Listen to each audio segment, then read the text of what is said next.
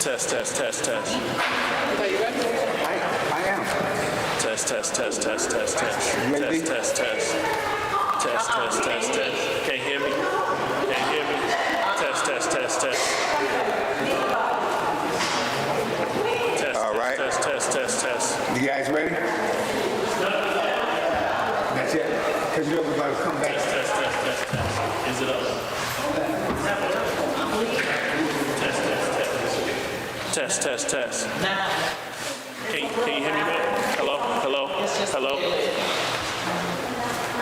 You gotta spell my voice anyway. That's all right. Yeah, that's for neighbor. All right, so we all ready? We ready, man? All right. I need a, we're back,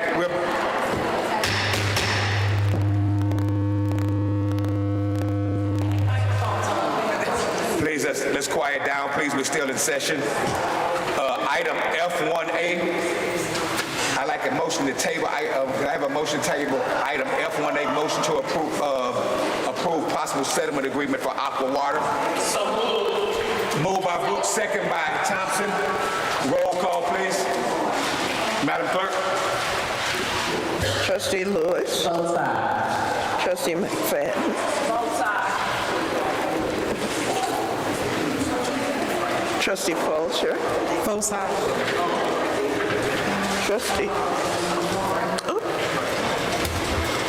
Trustee Thompson. Both sides. Trustee Williams. Both sides. Trustee Brooks. Mayor Rudez. Vote aye, Madam Clerk. All right, item F1B, a motion to approve separation agreement with Jacilia Kelly. Is there a motion? Motion. Moved by Lewis. Second by Williams. Roll call, please, Madam Clerk. Trustee Williams. Aye. Trustee Brooks. Trustee Thompson. Both sides. Trustee Fulcher. Both sides. Trustee McFadden. Both sides. Trustee Lewis. Both sides. Mayor Rudez. Vote aye. All right. Bills paid. Item F1C, attached for your approval is a listing of general operating expenses for the Village of University Park that occurred April 24th, 2024 through April 30th. General Fund, $239,173.92. Road and Bridge, $1,571.56. Town Center, $2,226 and 67. Capital Project Fund, $163.80 and 48 cents. TIF floor, $5,840 and 25. $785. Payroll fund, $3,937 and 90 cents, with a grand total of $416.15 and 78 cents. Is there a motion? Call for question. You gotta have to ask the motion. I need a motion. Moved by Lewis. Is there a second? Second by McFadden. Second by McFadden. Question, Trustee Thompson. What is online code hosting? What is that? The question is, what is online co-hosting? Code hosting. Code hosting.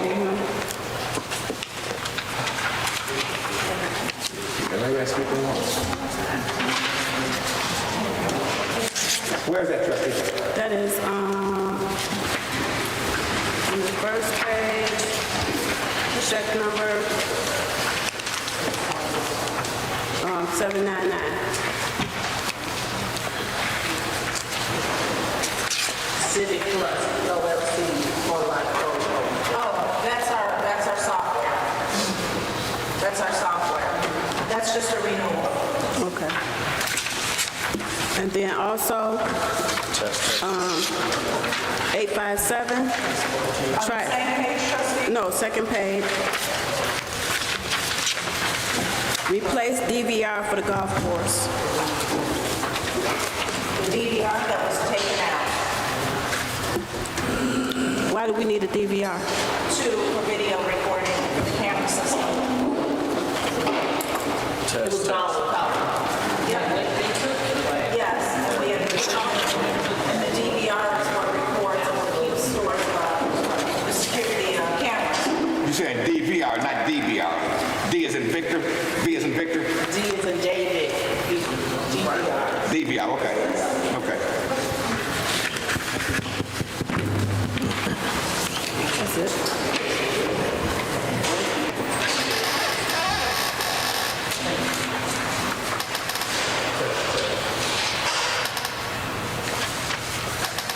Done? Anybody else? Yes, I had a question for the Nadler golf car sales, the golf cart rental. I thought we purchased all the new golf carts. No, that's an agreement that's in place for, I know it's about at least 15 years that I found documentation, and it's just a regular recurring bill every month, Lease. and that's just standard For what? for the golf carts. Do what? What are we leasing them for? What is it That's for? for maintenance, for any repair, that's also to use them, and that's what it's for, 50 golf carts. But I thought we purchased them. No, those were the old carts that were damaged, they were very old. We have brand new carts now. Right, so the brand new carts, so what are we still working on? The old carts? This is for the old carts? No, that's the lease for the new carts. Every so many years, it's a recurring lease that's been going on for, I think, around 15 years. It's just for maintenance or something goes wrong. With the golf carts? Of the carts. That's to use the carts? That's carts and everything else included. Yeah, Their and if they need maintenance, whatever it is, that's thought for we the carts. purchased carts. And that's, if you look back 2 years, 3 years, you'll see that. That's a recurring bill Right, every but month. I understand, because before we were leasing them, but now since we purchased No, them. those are the damaged carts. These are brand-new carts. We were getting brand-new carts. Every so many years, they supply brand-new carts. Those carts were cycling out. So those carts were left in the basement, and they were supposed to be picked up. There was flooding, so there were 2 sump pumps down there that went out, and that's what caused the flooding down in the basement. But those were for the old carts, and regardless if they were damaged or not, we were getting new carts. We get them every so many years. It's still not making sense. I know the cars we had that were being leased got damaged, right? So we just paid 100 and something We thousand. didn't pay that yet, but yes. But that's what was presented, 123,000 for new golf carts. So I don't understand. what's Those the were whole- not for new golf carts. So every so many years, just like a vehicle, like if you're with the enterprise, after every so many years, they take those carts because they're old, just like cars, and they give you new carts. Well, those old carts were in the basement. The basement flooded. Their insurance would not cover it because they don't cover basement flooding, whatever it was, and that was included what I had sent to everyone with the, whatever travelers came back with the determination. That was for the old carts. If we had given them those carts back and they wouldn't have been damaged, we wouldn't have been charged for those carts. But because they were damaged, those carts were gone. But regardless, and I have old emails that shows they were cycling those old carts out. We have new golf carts that are totally brand new with the logo and all that, but that lease includes maintenance on the carts. And I found the old contracts that goes back forever. We've had that contract with Nadler, and that's the same amount. Right, so should we be looking at that agreement to see if it's something better? I mean, since we have brand-new carts, we're not going to have the same type of maintenance and recycling of them? No, that's the price. That's Because the you said it's been like largest, that for, what, 15, 20 years? that's It's the just- largest golf cart leasing company in the entire United States. If you call around to golf courses, that is, Nadler is the leading force. That's, everyone uses them. Not to say we can't use them, I said to re-look at the contract. If this is the same contract, same amount for the past 15, 20 years, No, it isn't the same amount from like 15 or 20 years ago, but I'm saying that's the same amount that you will see that's been the recurring charge for the past several years, at least 4 that I Right, saw, so 3. It's just still kind of how we have brand-new cars, so is it something that you could look at the contract to see if we could get something better with Nadler? I'm not saying we have to go somewhere else, I'm saying with them to relook at the contract. Test. I mean, Well, we negotiated what we negotiated now already, right? It's done. Well, that's been a while, right? I don't know what that goes It's just, negotiation. it's a That same it's lease recurring that every charge. year, it's a recurring After lease. every season. So after this season, there's the opportunity to renegotiate. And it's top of the line carts, so, but I'll ask them, I don't know what else they could do. Yeah, because we got brand-new carts now, so before it was the recycling, so I think it should be. Okay. Okay, next was the street sweeper purchase. I know that was approved, but I thought the original was where we're gonna, did we ever turn in the old street sweeper to get the 15,000? So no, because there was a lien on the street sweeper. There's a lien on the street sweeper, and we're trying to locate the company and get in touch with them. Standard has tried, I've tried, several people have been trying to unlock the lien, and we haven't gotten to the bottom of it, so, but we do not have the titles. We also had a few other vehicles that had liens on them, but we recently just worked to get those done. So, and that, I believe, was old from 2009, I believe. So, that company isn't even around anymore, so. So, you say you're still working on trying to get the, okay. We can always use that for trade-in for some other equipment, you know, and that was purchased with the MMG funds. For Aqua, so the 100 Town Center unit, the bill is kind of high. I don't know, what are we using water for over there? That, I mean, we get bills for different, you know. They getting this back. Right, I just looked at the breakdown, and it was like, let me see, I took the picture. And it's,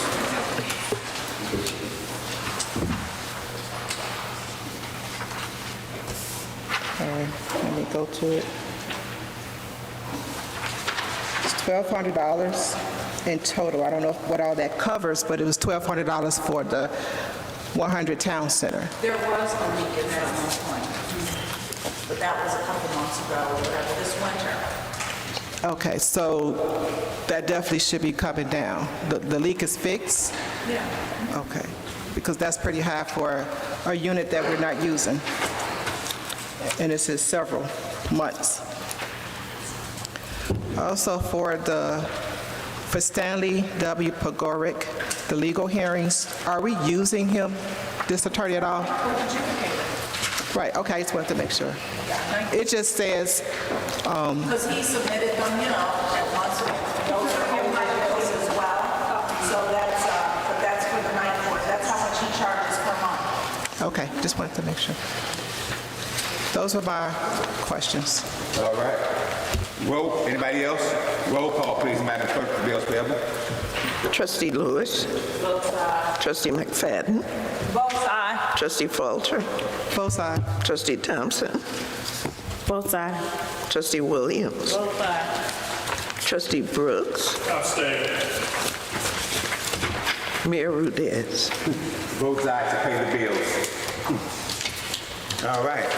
That's it. May I have that's the last thing on our special meeting agenda. May I have a motion to adjourn our special meeting and go right into our... So moved. Moved by Brooks, second by Thompson. All in favor? Aye. Opposed? By the same sign? None? All right. Thank you so much. This meeting is now called to order. Wait a This- minute, I need All a... right, give you a minute. I'm sorry, Madam Clerk. So what we just did, ladies and gentlemen, we had a special meeting, had an executive session. We came out, did the actions that was necessary. Now we're going into our committee of the whole meeting. And thank you guys for your patience while you guys were outside.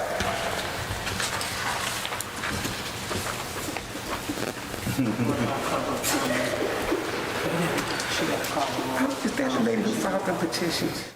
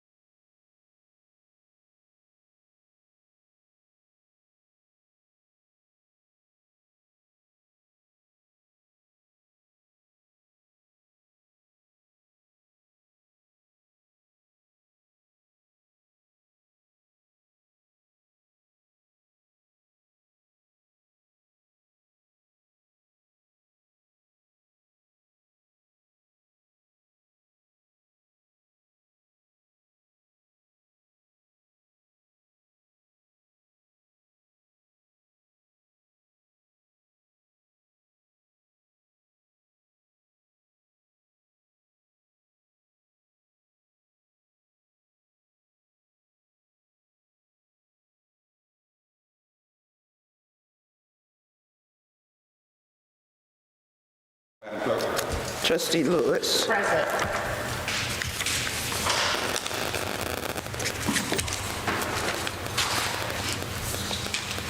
Trustee McFadden. Present. Trustee Falk. Present. Trustee Thompson. Present. Trustee Williams. Here.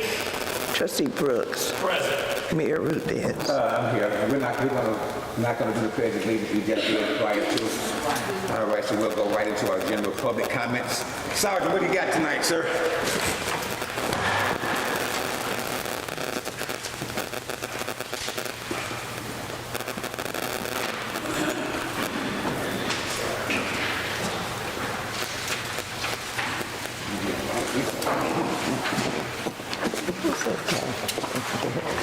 Make sure. He's a cat sitting. So Arliss Boyd and Sarah Boyd.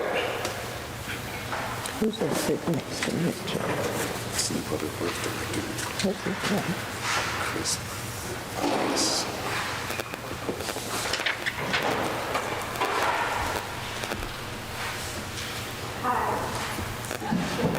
I can. I just have one question for today. For the mayor, I just want to know what achievements. I know you ain't about to go there with me tonight.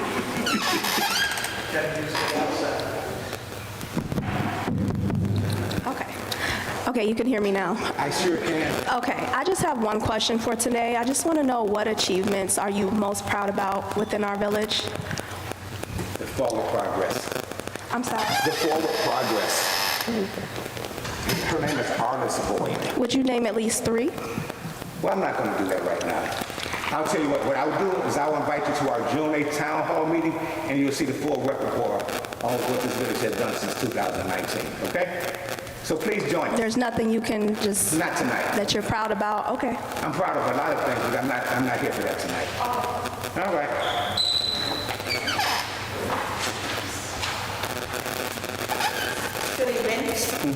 Mrs. Boyd, I thought that was kind of disrespectful there, Okay. and that's not okay.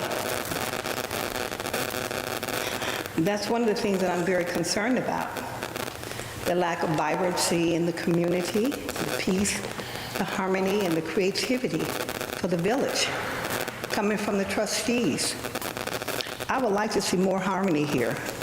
I would like to see a situation where if one of the board members, trustees decide to give an activity, and I would like to see you be able to attend that rather than to go out and set up your activity to come to besmirch their activity. I'd like to see you come together and bring this community together. I thought the community is very divided because, number one, we don't know what's really going on. Not everybody's looking at YouTube. Please put together the newspaper that we need to know what's going on in the village so we can all share. Can you do that? Oh, it's his At part. the last meeting, you said you needed information from the board. I mean, is there a deadline to do things? Please do that for If I'm us. not mistaken, Mrs. Boyd. Pardon me? If I'm not mistaken, and someone corrected me, the newspaper is out being published or in the process of publishing now? Ms. Jenkins, in the process. All right, thank you. Okay, can we do something consistently with that paper? I agree, absolutely. Okay. I'm here because I want to be able to help the board in any way that I can. I don't want to just be a complainer. I want you to be able to call on me to help wherever you need me. And one of the main things I'm very concerned about is the lack of activities in the village for the children. We don't have a pool for them this summer. We don't have any activities really for our teens and tweens. So I don't know what you're going to do about that, but I want to know what's coming, what you have planned for the park district or something going on. I mean, it's nice to know what's going on over there in the business district, what's coming. But I want to know how we can keep the police out of the community, doing their job, and parents can be comfortable with sending their children to different activities here within the village. You know, as board people, we voted you in. This is not a situation to supplement your retirement, your income. This is a working situation here. And I want to really see you work hard and come here with ideas to really improve the community. Don't depend on the mayor. I expect you to come in here and fight hard for these things that you want for our village. The grass is not cut at the golf course over there. I'm just feeling kind of sad about our community. And if we continue to let the community kind of slide, we'll have all kind of different kind of people coming into the community that won't appreciate what we're trying to build. And especially when you have no communication, to let the people know what we're trying to do, what we're trying to build. There shouldn't be any secrets about this. I would like to see you be able to show up at somebody else's activity. And I'd like to see him being welcomed in. And Mrs. Boyd, I thank you so much for your comment, but your 3 minutes have expired. Okay, well, just a moment, I got one. No, my 3 minutes, because I'm looking at my time. My timekeeper just told me that your 3 minutes are up, so Mrs. Boyd. Okay, let me say one I would thing. just ask you, please, come on. I want to thank Ms. Scott, Okay, all Ms. right. Elizabeth Scott, Just be for doing a fine job with this, with the business office there. I want you to continue to do the work. And another thing, I want to advocate for the fire chief, the gentleman that's serving as the deputy fire chief. I want him to look at him as being Boyd, promoted. I've asked you, and I don't want to be confrontational with you. I said your 3 minutes was up. I gave you extended courtesy. Please, let's be respectful, because everyone has to be treated the same. 3 minutes for you is 3 minutes for the next person. We don't want to give any favoritism or anything. Thank you Just so take much. my suggestions in. You're my neighbor, so you see me all the time, and you don't even speak to me. So if you want to have some off-the-record conversations, I'm willing to do that. Come on, come on. Yeah, that's all right. You don't have to come here to try to front me off. Sonia Jenkins, please. Please. First, I want to, That's all right. See, I would like to say, I thank you and your daughter or granddaughter for coming and bringing your comments. As you know, I've only been in this seat 1 year. And as far as I'm concerned, one of the greatest accomplishments is that we are working diligently for Aqua to get our water right. Even before we came, we're trying to make sure that every home has lead-free water. So that's something that we're constantly working on. It's not an overnight fix, but I do appreciate the fact that as together, we are unified in trying to get that done. So we are working towards that. The newsletter is coming out. Yes, we had a deadline, and Neva can vouch. I got mine in by the deadline. So I hope that the paper will come out and that it will have articles of interest that can identify what we are doing. We're not just sitting here, we are working behind the scenes and in front of the scenes. We are trying to move this village forward. And I agree with you. There is always this Hatfield-McCoy mechanism in this village, which I have said for the longest. I hate it. I hate when I hear people say, oh, you're a Joe person, you're a Vivian person. No, I'm a resident here, and I'm trying to make things work. So I hope that we can get out of that stigma, that we can work together, and that we will see progress, see the grass cut, see clean streets. We just got a new street cleaner, so things are coming together. Just give us some time, and again, I thank you. Yes, absolutely. You're welcome. and you know what though? I just want to say something too. Some of the most things that I'm proud of accomplished, I'm proud of getting these roads done. Actually, you're going to start off something. I'm proud of doing exactly what I said I was going to do in 2019. I was going to renew, revitalize, and restore the village of University Park. Since then, we've got a town hall. We've got a new town center renovation. We've got a governor's hometown award. We've got Abbott and Amherst Lane that hadn't been done since 1979. We've brought in over $1 billion in economic development, created over 3,000 doggone jobs. We just bought in the Samsung's nationwide, worldwide distribution facility to this town, $300. I got 7 years worth of audits, delinquent audits, that had prohibited us from getting the streets done. We got reinstated back in the MFT funds. We're getting things done at Pine Lake. There's a variety of things. We're adding new police officers. We got new squad cars, new ambulances, new public works vehicles. We're expanding our boundaries. We're annexing south. We're annexing west. We're moving it away. And so I don't sit up here and brag about, because it's not just me. There's a collective board here, the previous board and the current board. And we all live here, so we have an investment, but they understand the process on what it takes to get there. Do we want other things? Absolutely right. Now rest assured you, we'll get other things. Do we want a new water source? Absolutely right. We're going to fight to get a new water source. We've taken the first step that has ever been taken. Some people wanted this aqua water from the Kankakee River. I've never been an advocate fan for them, so screw aqua, and we're going to get us a new water source. So, but that's okay. But it's an investment for the future, and it's deemed necessary because we don't need to be held by predatory companies that hold us hostage. All right, let's go. Let's just go with the standing. Well, let's support a park district or park and recreation. You gotta do something. No. All right, Sonia Jenkins. Bell. It's Sonia Jenkins Bell. Thank you. We just got Sonia Jenkins on this paper. so Well, I read she the paper. wrote. Well, you know who I am. And we're not going to go there. That's what we do. So, I just wanted to say happy belated Mother's Day to all the mothers here and out in television land. Also, I want to address the children for the summer programs. As we all know, I drove by the golf course, and the golf course looks the pits. It took us 7 years. It took Billy Casper a long time to bring those greens back up to snuff. I know that we all didn't agree about Sonia Coffey being here, but what she did do was cut the grass.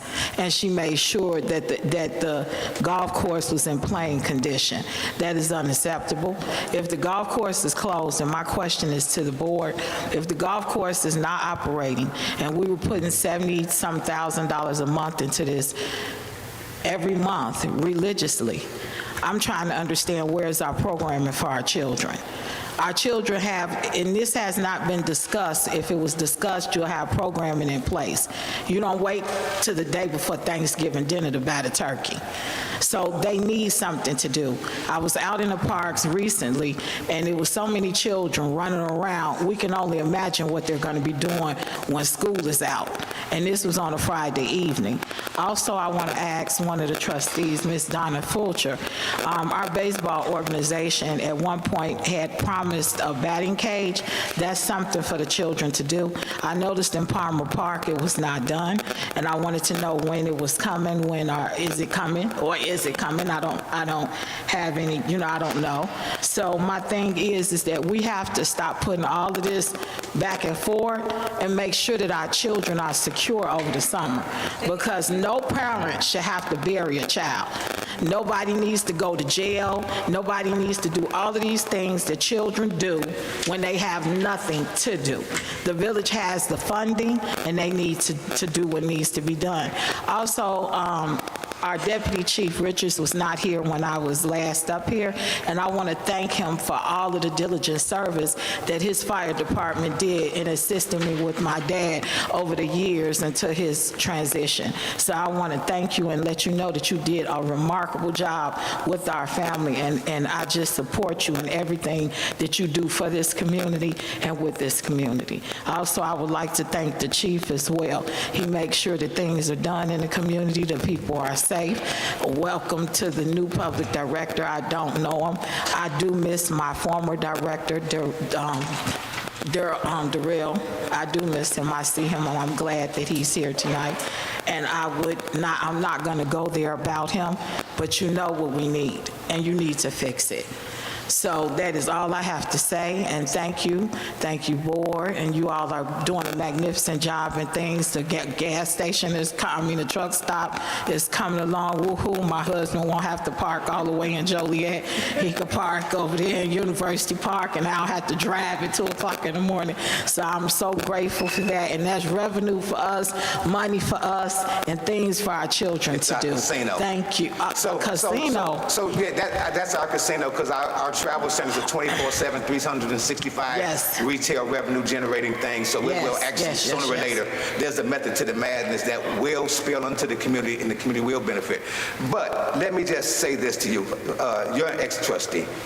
Now, when we run for these elections, trustees aren't running for these offices to be running the programs. We're here for legislative and to put things in place that to ensure that we provide the constituent services back to our residents. So with that, when I'm saying that, that means we're supposed to provide the police, the fire, the public works to ensure that our residents are safe. But there's also a component that it seems that everybody's overstepping because it's time for us to get things in this proper perspective. There has to be either a park district or a park and recreation association, because it is not the trustees' job as legislators to go out there and create and innovate these programs. We understand that there's a dire need. I advocate for a park district, and if it ever does pop up on the referendum, do it. It's an investment because we're paying property taxes for something that we're not providing to you guys, because I don't believe that government should be running golf courses, grocery stores, and TV stations. Our concentration should be on providing the constituent service to ensure that our roads are clean, that our community is safe, that our children and our seniors can go out in our community, network, and enjoy our community. And so that's what we run for these public offices for. It's a good, hard thing to say, well, I'm doing this for the kids, I'm doing this for the kids. Well, the kids ain't the only ones. The senior citizens need opportunities to do things because the majority of our seniors are outside of the community going to Silver Slippers and going to these other activities and events. So there's some things I would ask you to advocate for. Advocate for the real recreational thing and stop this mom and pop stuff, because that's not what the village deserves. We're actually paying for a part of our taxes is for recreation, just like the majority is for a school district. So advocate, help me advocate for that out there in this community so we can get the right programs for the now and the future. That's what we really need. I agree in some ways, but I also want you to understand, when I go to the voting polls and I vote for people that care for this community extensively. That means their children, their seniors, the dogs, the cats, whatever. It does not have anything to do with government. Government that does not support people that run for office, that do not support people, don't need to be sitting on these seats. And that's really for real, especially when it's our children. Your time is up, Sonia. I just want to respond to you. Okay. And I'm asking you for your help now. Okay. Don't ask what your government can do for you. How can you help us? Next person, Robin Walker. I did want to comment. Hey, let's have some order. That's all right. I'm straightforward. I'm not, no nonsense no more. I did want to comment to Sonia Jenkins. Okay. Okay, and I agree with Sonia as far as, I know that the golf course grass is high, but at the same time, under the past administration, when Ms. Coffey was there, she had stated, Ms. E stated, new equipment was purchased. And to this day, I don't know if that equipment was ever purchased or not. She said our old equipment was antiquated. She spent $16,000 on a lawnmower. As far as I know, Public Works, no one in Public Works has ever seen it. So, that's terrible that we don't have what she was supposed to get.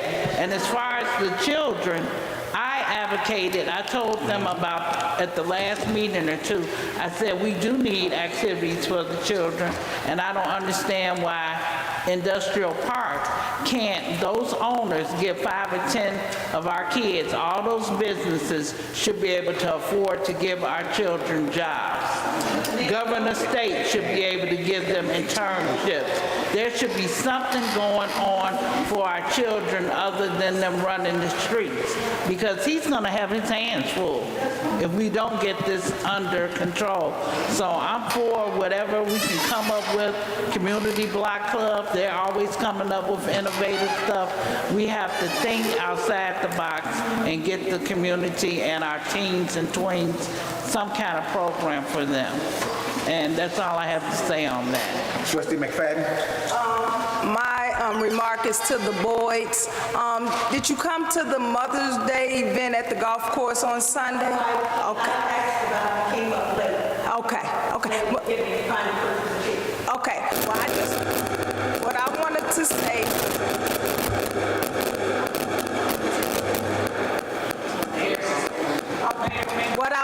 to say, it was a lot of kids there with their parents. Kids was helping, give out the food, go get the pop, helping do things there. So we do things to help, and we do include the kids. So I just wanted to let you know about that.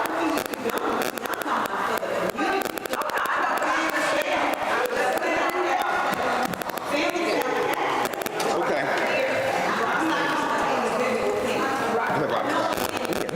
Stop it back and forth.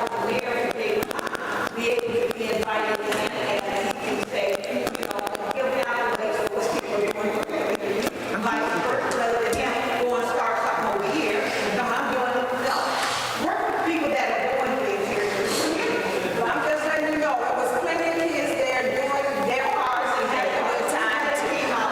See? All right, let's go. I ain't gonna get on that. No, because you know what? Go ahead. You had something, Donna?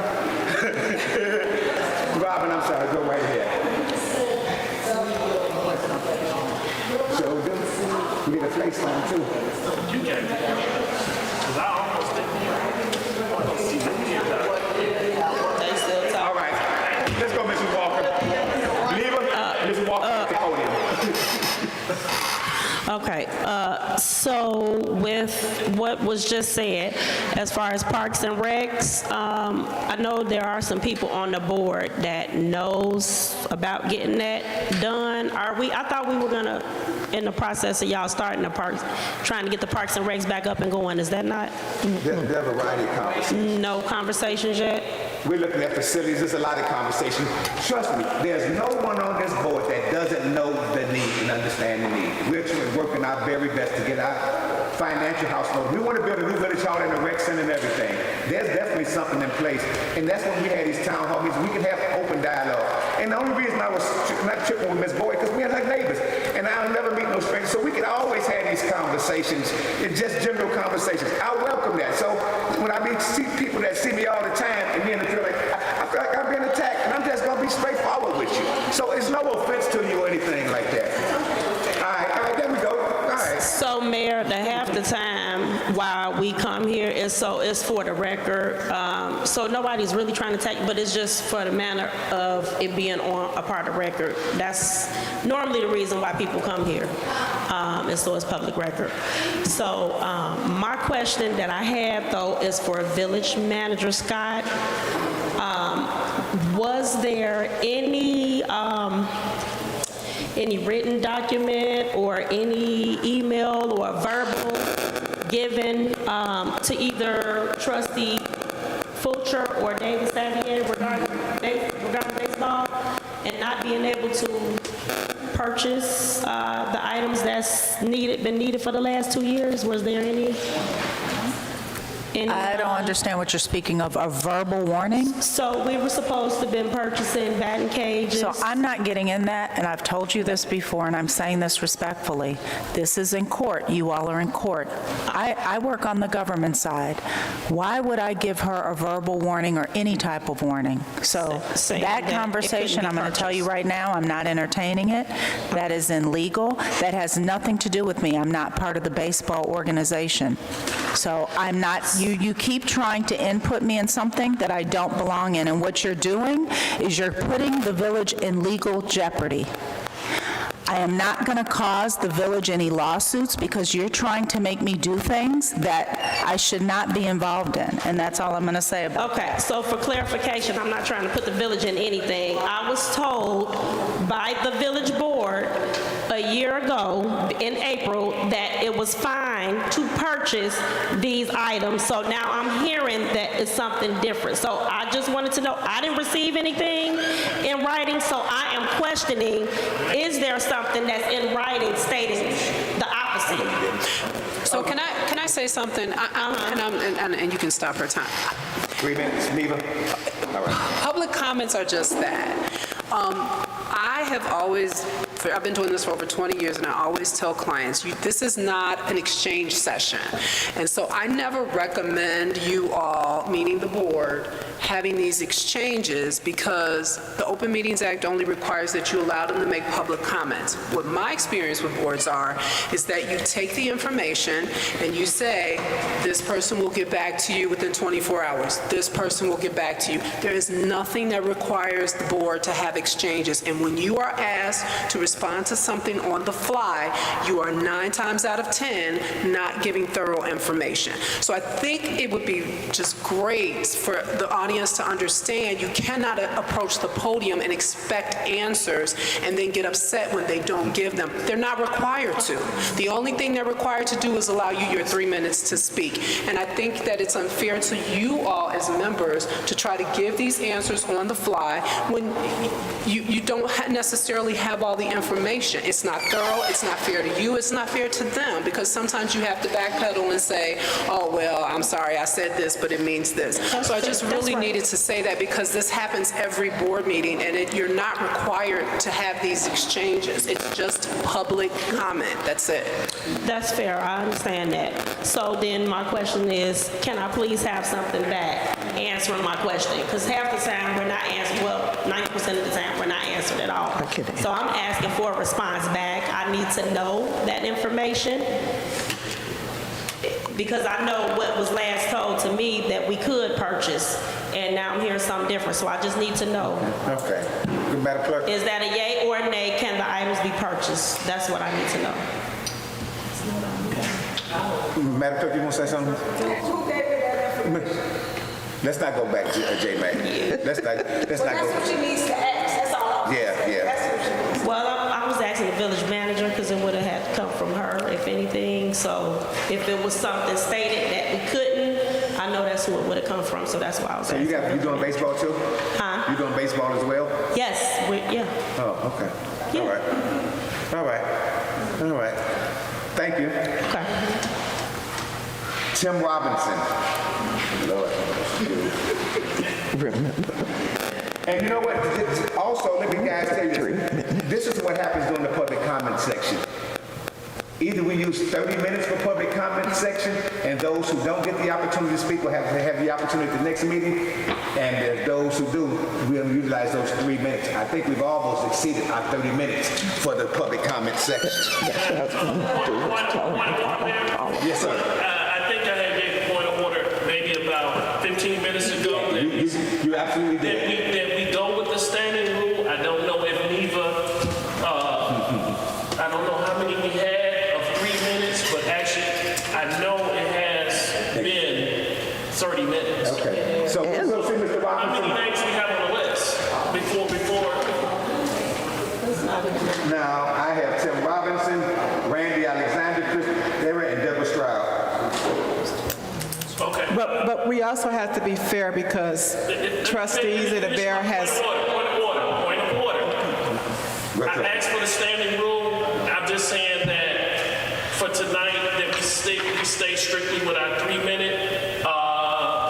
Randy is an official. I know he ain't gonna come away to the University Park with his help.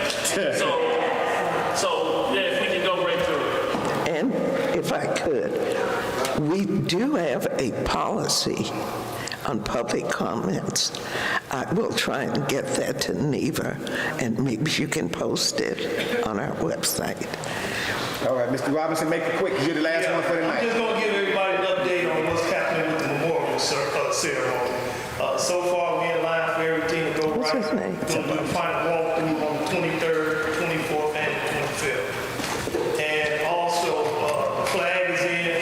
I'm getting with DPW, had the flag posted on the wall, framed up and everything. We got the bell, the ceremonial bell in. I just got one little minor detail to touch up on, and that's with the band. So we got to do the final of that. So far, everything else is looking good. We got everything we ordered. So since you put me in charge of the committee, the update on progress, I know everybody said about progress. We got all of the names off the wall. The names are being processed. There's only 5 names. The veterans wall, right? Yes, sir. All those names is off. They're being worked on as we speak. The only problem we have is about 5 names we cannot identify at all.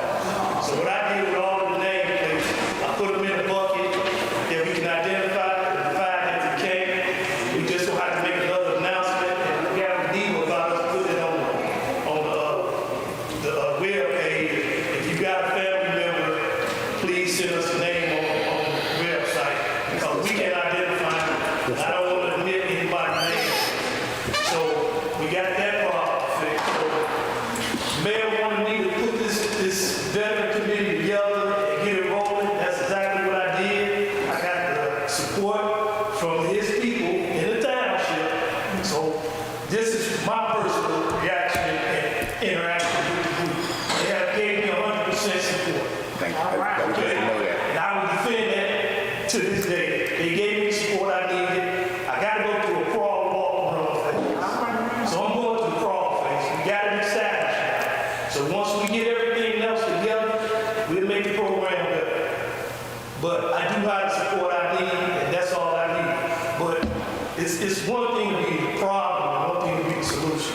You got to put the work in. You got to sit down with the right people. And you got to make something happen. So that's my advice to everybody who has issues. If you don't come down and sit down with the people you need to address, you're never going to get the problem solved. And that, if you got to be stubborn, stay there until you get the answer you need. But don't get mad at the answer to the question you asked. So that's for everybody who had issues. I didn't have any issues sitting down with the people and talking to them and getting the stuff I need.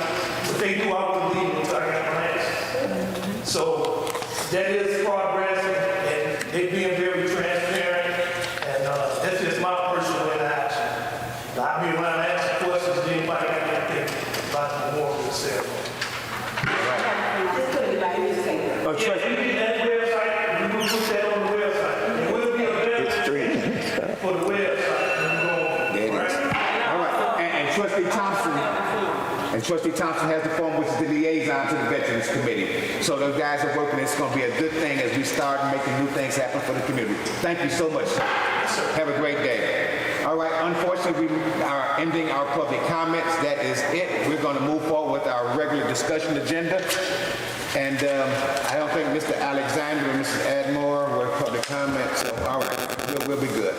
So item 51A, sorry if anyone made it, but we've extended our time, and we're going to stick to the rules as our trustees stated.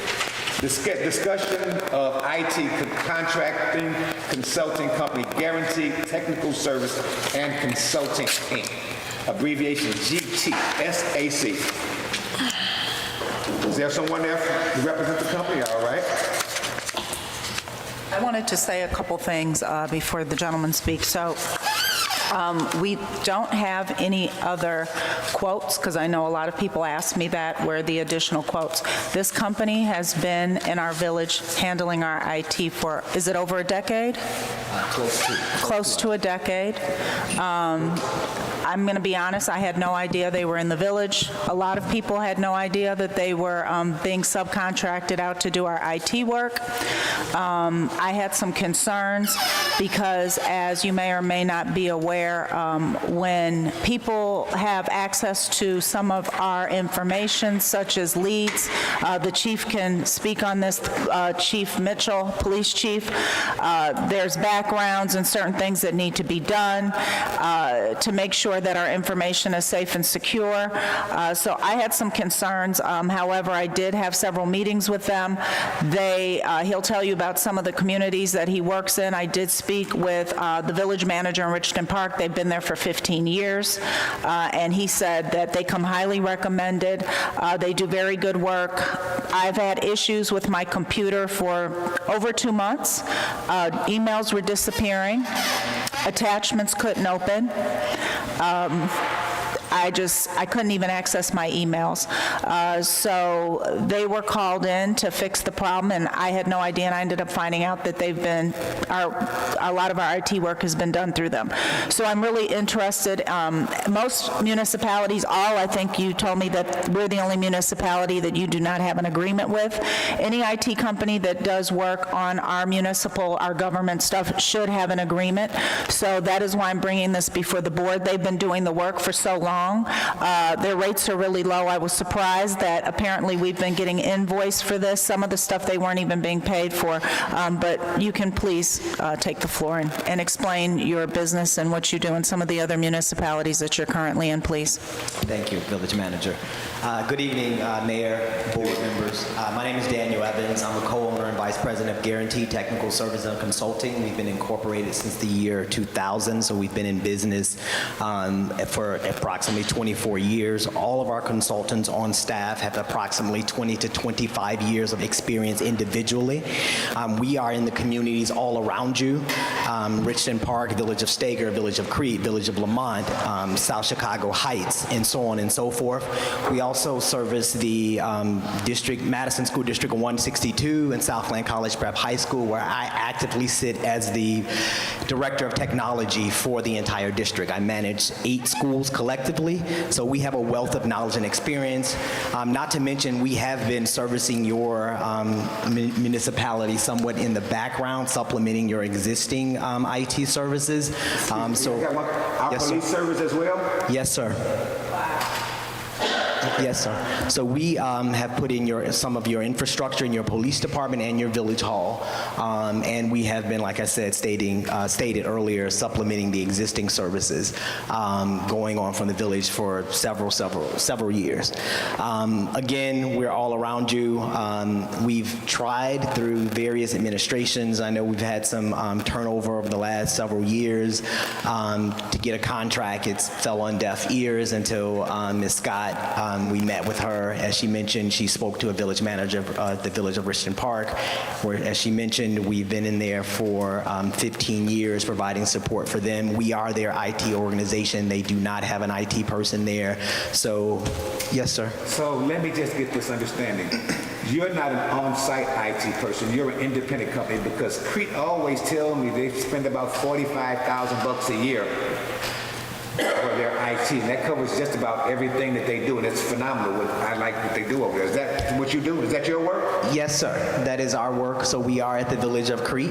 So again, where municipalities do not have local on-site presence IT, we are their IT. So we procure the equipment, we make the decisions, we do all that in conjunction with the local administration and the management there. So where municipalities and clients have IT support, they may not necessarily have the expertise that we have, so we supplement that level of expertise. So we do anything from security to messaging to firewalls to cybersecurity training, you name it. We are a full-service IT service organization.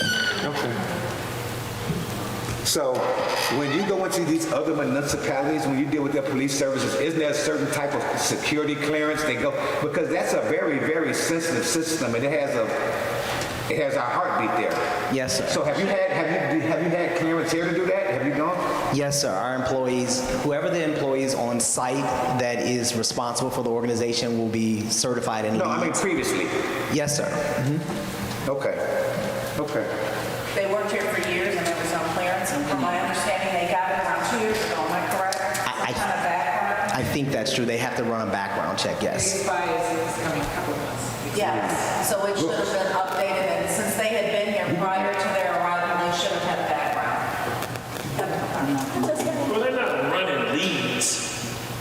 They don't run. No, not running. No. They set up the system. I don't want this to turn into, bigger than what it is. They set up the system. The only thing is that he said he'd been here for 10 years. I've been here going on 8. I just never seen a check. That's where I'm proud of that here. Now, the question I have is that where's dirt? Because I can understand, and it was understood when I got in 2017, when this village was working with a skeleton crew. Because again, the village has not grown employee-wise. We continue to shred. Let's not sit here and pretend. Now, that's one thing since I've been gone. I come back, I'm not gonna lie. Time and boundaries. I'll tell y'all about that next board meeting.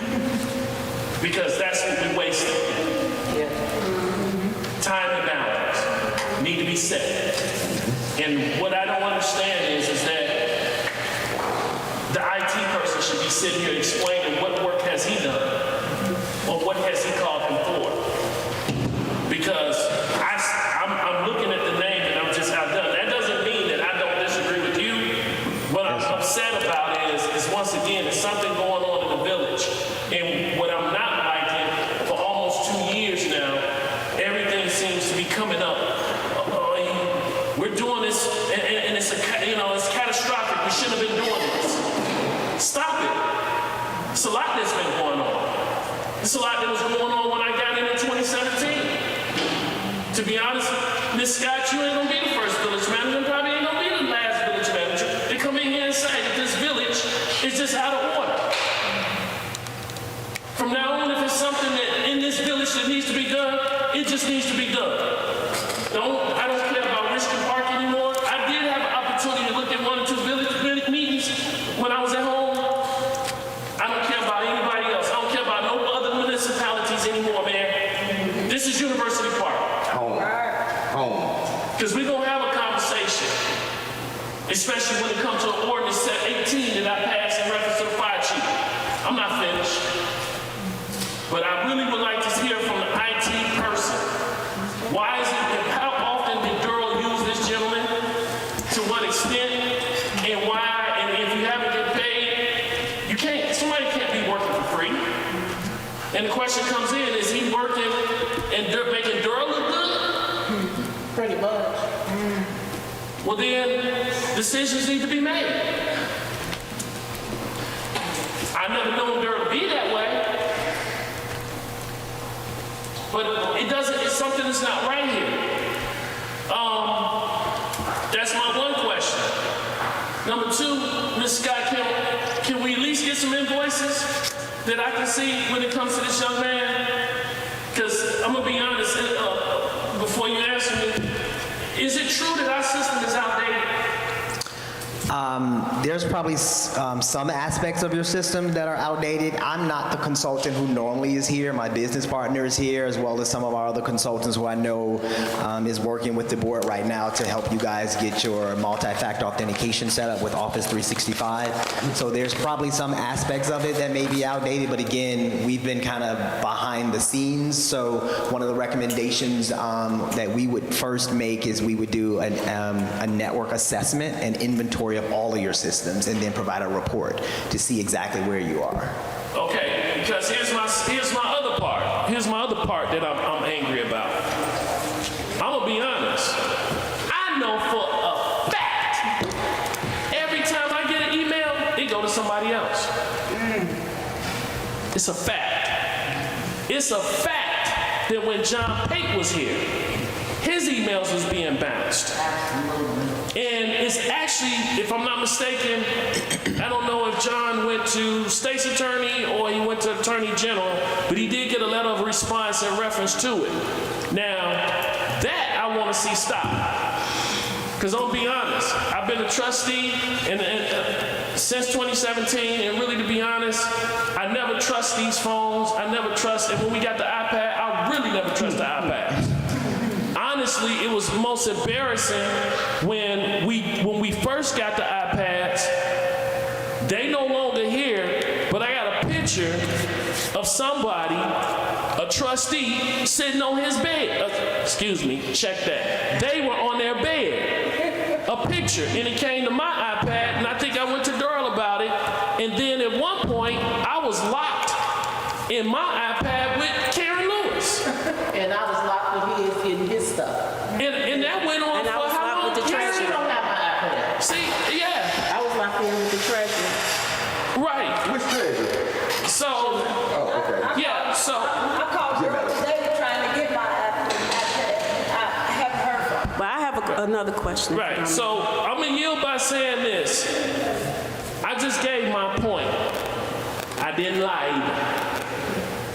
And I ain't gonna start lying. My biggest mistake, and I'll just say it right now, and I told my wife I was gonna do it. When I get back, one thing, because see, when you die, flesh will confess when you hit the other side, whether you believe it or not. And many of us sitting up here in the devil's playground. We better stop lying, and we better stop omitting, and we better start getting our act together. And one thing I know up here today, as far as IT, my emails are being read. It took me over, I don't know how long just to get me and Karen Lewis. Karen still ain't got her iPad right.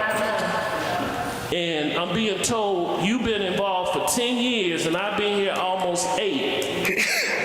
And this is, I don't like getting blindsided. I don't like getting blindsided on my first day back. So I yield my time. Joe, Trustee Thompson. Do you have anything in writing about what you propose, what services you are proposing to us so we can review it? Yes, ma'am. Our contract of services of record and billable rates were all presented to village manager, so she has that in her email. Can you send it to me? Yes, I'll be giving that to the board. And I wanted to add, because I wasn't going to say anything, but now that Trustee Brooks said that, my emails were compromised, and that was something that the owner said when he came in. And that's why, Trustee, I sent you an email forwarding about changing your password. You sent it to me? Yes. Oh. And I sent it some weeks ago, whenever you came in, and I found out that someone actually was also receiving my emails. So that prompted the change in all of the passwords, because you're correct, no one should have access to anybody's emails or their calendar. Okay, give me. And I can re-forward the email. I have to look at it because I sent emails to different people that were not available. And since I had not talked to you or seen you, I just forwarded it to you because I figured you would read it. And it was for you to reach directly out to them to facilitate a password change, because that's nothing that you should share with anyone. I found out, including the current IT, you're not supposed to ever give them access to your password. And somebody had my password. Okay. So, any other questions of the young man? Yes. I think that's in there. People should not have access to people's email, calendars, things of that nature. No, I agree. I have all your photos, Brooks. I have all your photos in a blue jersey. Oh, Lord. Keep them tight. So this last thing, how Yes. long have you been doing this for our village? Somewhere between probably 8 to 10 years. Don't hold me exactly, but we've been in and out, and we've gone through several administrations. So I remember the name John Pate.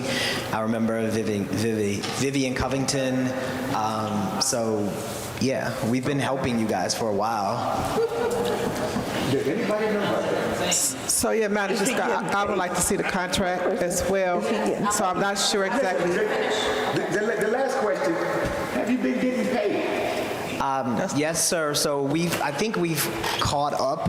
I remember a time maybe 2-3 years ago that payments were very, very slow, and so our accountant has been reaching out and resending invoices. But I think the last time I looked, when I spoke to Ms. Scott, that we were caught up. There may have been 1 or 2 invoices that were behind. There were a couple invoices, and I did put that through because they should be paid because they did the work. And I will forward to the board what was sent to me because I did. Yes, and I did request all of the invoices, and I did receive them. Okay. Did you also receive how they were paid? Yeah, they were paid by check, but I'll definitely forward that to the board. Anybody else have any questions of this young man?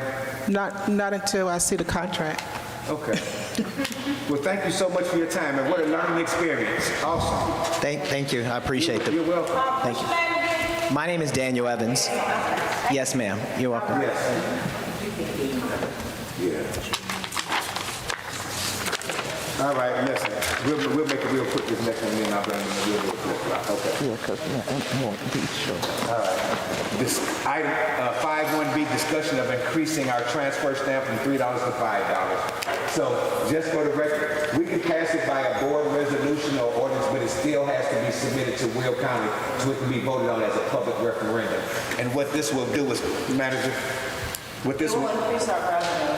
So recently, for example, like if we had a business that left and we had the transfer stamp raised, and if you look at surrounding communities, it is much higher, but we would have actually collected possibly like a couple $100,000 extra just for one transaction in the industrial. You know, of course, it depends on what they're paying originally, but it's a huge benefit to the village, and we need to capture some of that revenue. Some of our fees, some of our prices are really, you know, they haven't been updated in some time, and they're a little behind if you look at surrounding communities, like I said. So we need to have a discussion about raising the transfer stamp, but we have to do it in time because it does have to go on the next election for the presidential, which is coming up, you know, in several months. But we need to get it done now in time to put it on the.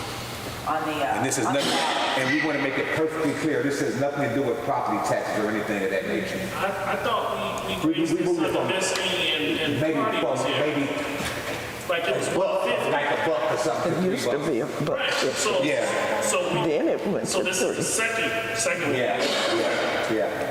Right. Yeah, you're right. Make sure I get too old. No, you're good. So, any questions regarding that? It's just an actual additional revenue generator for the community to give us the revenue we need. All right. Got a question. Yes, Madam Clerk.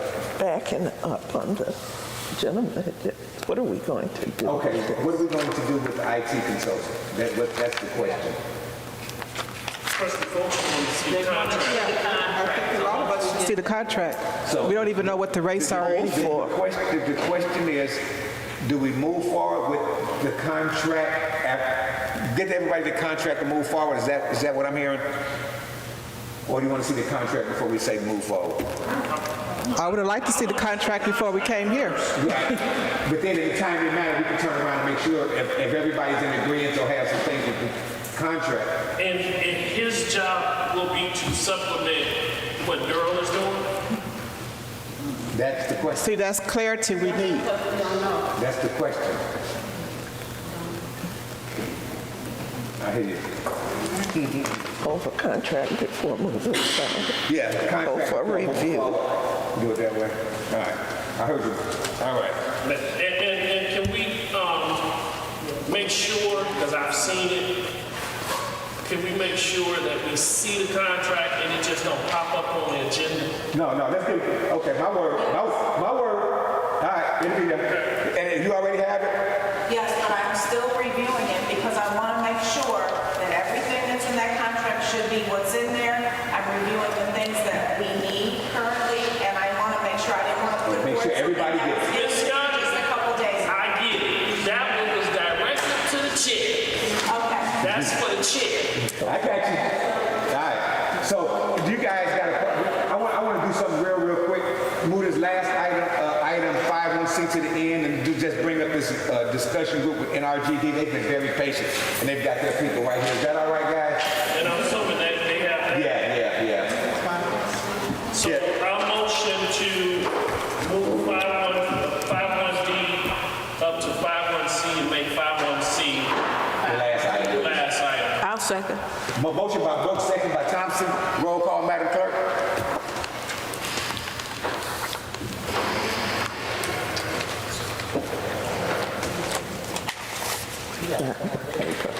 And I appreciate Mr. Sawyer for everybody taking the time and being patient with us.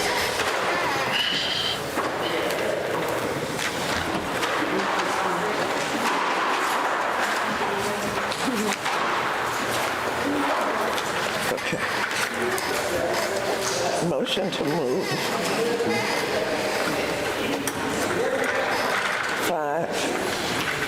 51D up one in front of 51C.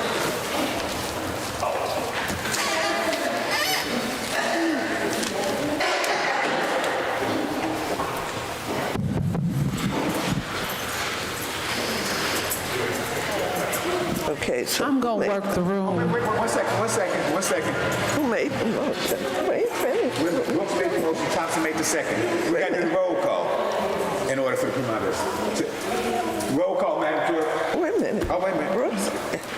Brooks made the motion, Thompson seconded it. We just have to do the roll call in order to move this item up one step in the agenda. Okay. Trustee Lewis. Trustee Lewis, this is the voting to move the agenda item up one.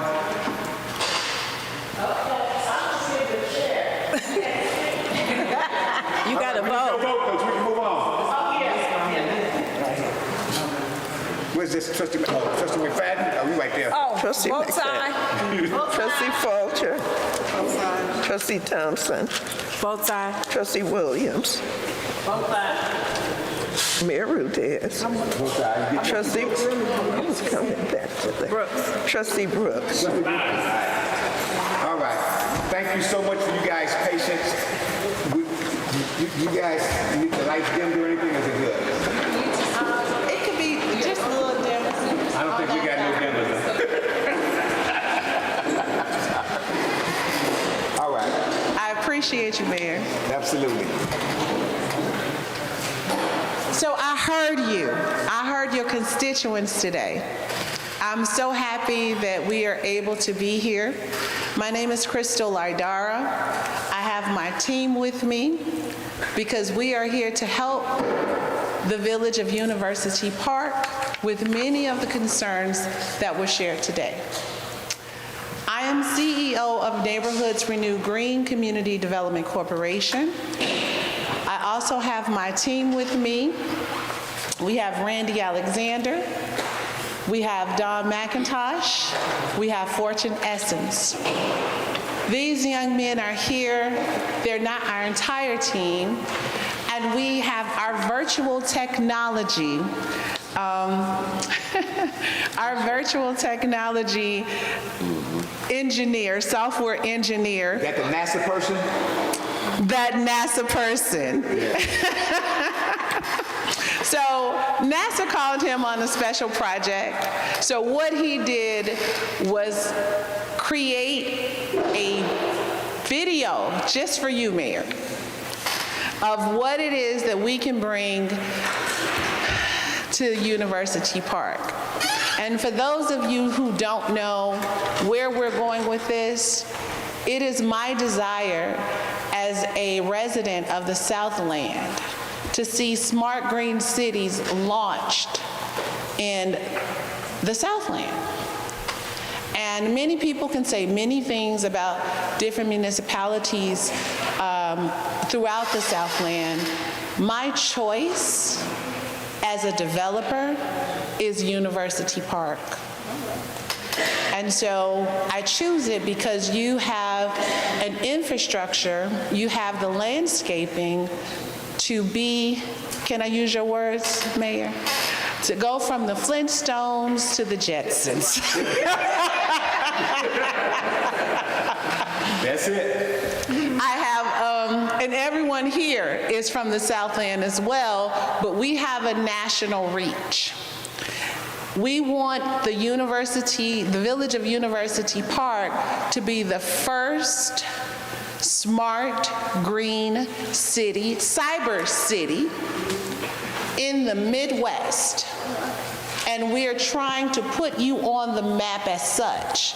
So if you will bear with me, we have prepared a video, and it'll lead you through all of the different technologies, the different ways of building, infrastructure coming in, opportunity for economic development, and it's done by Black people.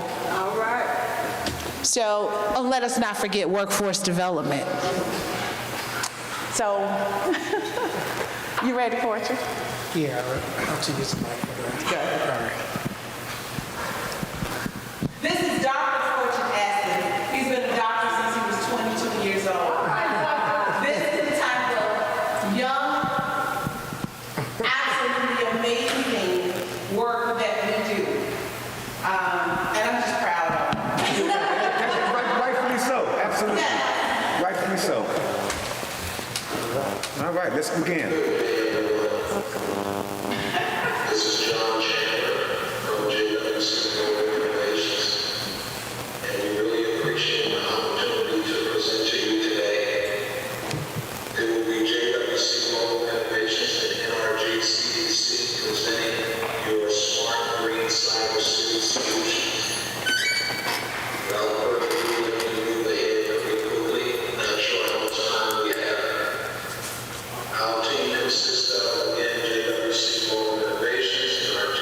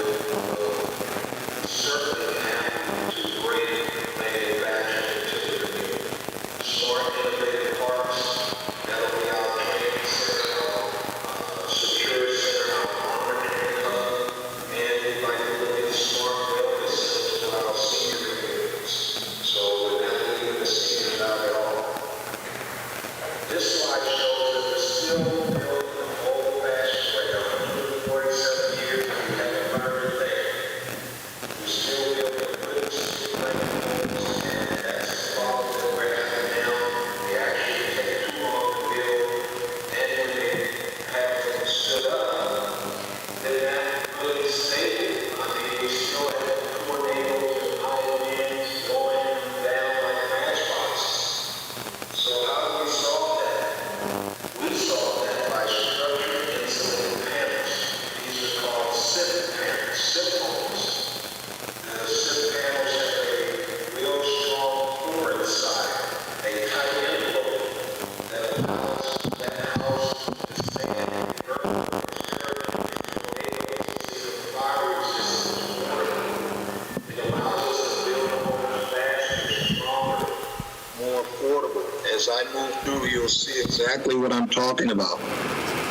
So you see down here on the left, stick frame home. It's going to take that person, I don't know, 8 to 12 months, depending upon the size, to build a stick frame home. Notice on the right, this panels is much more airtight, 15 times more airtight, 15 times faster to build. You see the picture on the left here. This is a SIP house that's being built. It's panelized. These panels fit into their slots, which is much, much easier to build. This home right here, nice big single family home, was built in 3 weeks. It's a SIP home, 3 weeks. It would take the stick frame home the old fashioned way, the way we're still building, almost 12 to probably 18 months. And if you try and do it any faster, you're going to have all types of trouble when you get it built. So we're using, again, structured insulated panels, which we call SIP homes. What you're seeing now is all SIP apartments. This is a senior living citizen place that's built off of SIP panels. Most people like to ask, oh, well, how is my home going to look? Well, how will the design look? Well, you're going to have the same kind of beautiful design. This single-family home on the right is a SIP house. The multifamily house down here on the bottom right is a 3-story multifamily building, all from SIP panels. And, of course, your townhomes, duplexes, all SIP. So you can have the same beauty design. You're just going to have a much more airtight, stronger foundation and stronger building that's going to withstand those tornadoes, earthquakes, and it's also net zero. Here's a slide here that basically shows SIP panels, SIP homes been around for years, 30, 40 years. This was the Kobe earthquake. These were SIP houses. They withstood the earthquake, 6.9 on the Richter scale. I remember Hurricane Ike. It decimated this area in Louisiana. And I was always wondering, how did that house right there withstand that? It must have just went around that house. No, that was a SIP house. I learned now. I mean, I didn't know anything about SIP homes for the back in those days. And I'm just kind of learning now over the past 10 years that SIP houses been around for years. Here's a tornado in Tennessee, just kind of blew some of the roof shillings off, but it withstood that tornado. This slide here is just kind of showing how it stacks up to your wooden frame. The wooden stick frame is 2 times longer to build, 2 times more time, and 2 times more cost. So your SIP panels and your SIP homes are quicker to build, less cost. They have all the certifications, all the environmental certifications that's required. It's not like this is a new technology. They've been around for years. Most people just never heard of them, or some people have. So that's what we use, and that's what we're planning to use in the community, in your community, to build faster, quicker, safer homes for the community. With that, we're going to integrate the renewable energy. We're going to have solar energy with battery backup. A lot of times I hear, oh, but if the sun isn't shining, those solar panels, the rays still come through the clouds, okay? They just don't come through as strong, but they still come through the clouds. The solar panels still store energy. We'll have battery backup for all of those days and times that you feel that is needed when it's very cloudy. We also look at geothermal energy, and if you're near the water, we can use hydropower. So we do assessments on what the location of the community is to determine what's the best renewable energy. This is also a revenue generating stream.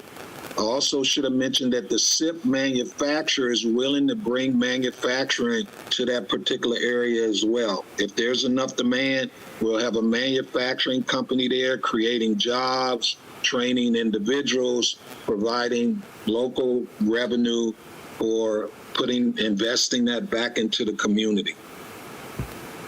Here's a slide where we're showing a microgrid and a nanogrid, kind of similar to what I was just talking about. The solar panels on the homes are nanogrids.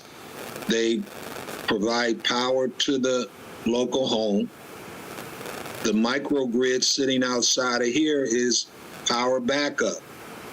So if all of it's connected. So if something happens or one of the houses is low on power or something's, their solar panel is not generating enough power, this microgrid is going to support that.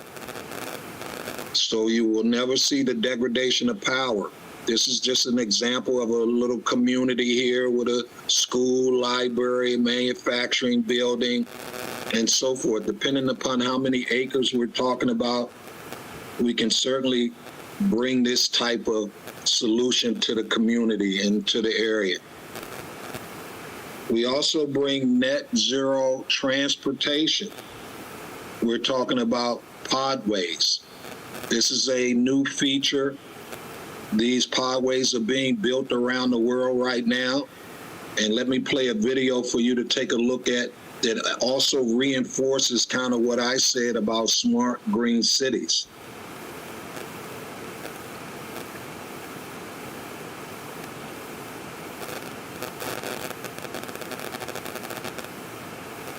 Roadways and highways provide invaluable infrastructure to connect us, but it comes at a steep cost to our land, our time, our health, our resiliency, our security, our safety, our tax dollars, and our sanity. Every country faces dire threats and risks to its health, safety, and economy. How do we move forward in a way that is sustainable, resilient, and equitable? Many see electric vehicles as the best path forward, but it is the transportation infrastructure that we need to rethink. It's too big, too dirty, too dangerous, too slow, too costly. Podways are installed alongside streets, roads, and highways without taking up land. Podways cover an entire city or region. The infrastructure is factory built, so the installation is fast and doesn't disrupt travel. A podway provides fast, non-stop trips without congestion. Pods are available without waiting, 24 hours a day. Pod stops are conveniently located at every block. Capacity scales from suburbs to stadiums. A stream of pods delivers higher capacity than the subway. Pods are fully automated and powered by solar panels on top. A single pod replaces 30 cars. Podways cost less than roadways. Even with low, affordable fares, podway projects are still profitable and can be privately funded without needing public money or subsidies. The first podway pilot was installed near Boston. Our partners are starting projects around the world. Projects create many jobs and grow the economy. Podways are much more than moving people and goods. It's an infrastructure for hope and a better tomorrow. Email hello@transitx.com to request a custom proposal and feasibility study. Let Podways help you move beyond roads.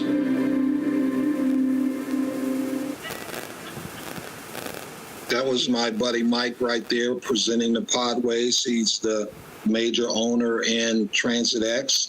And we certainly, if you have any questions, we have Crystal Adair right there to take your questions, owner of NRG CDC. These are some of the sample type of podways. Let me also add Podways provide transportation for freight and cargo.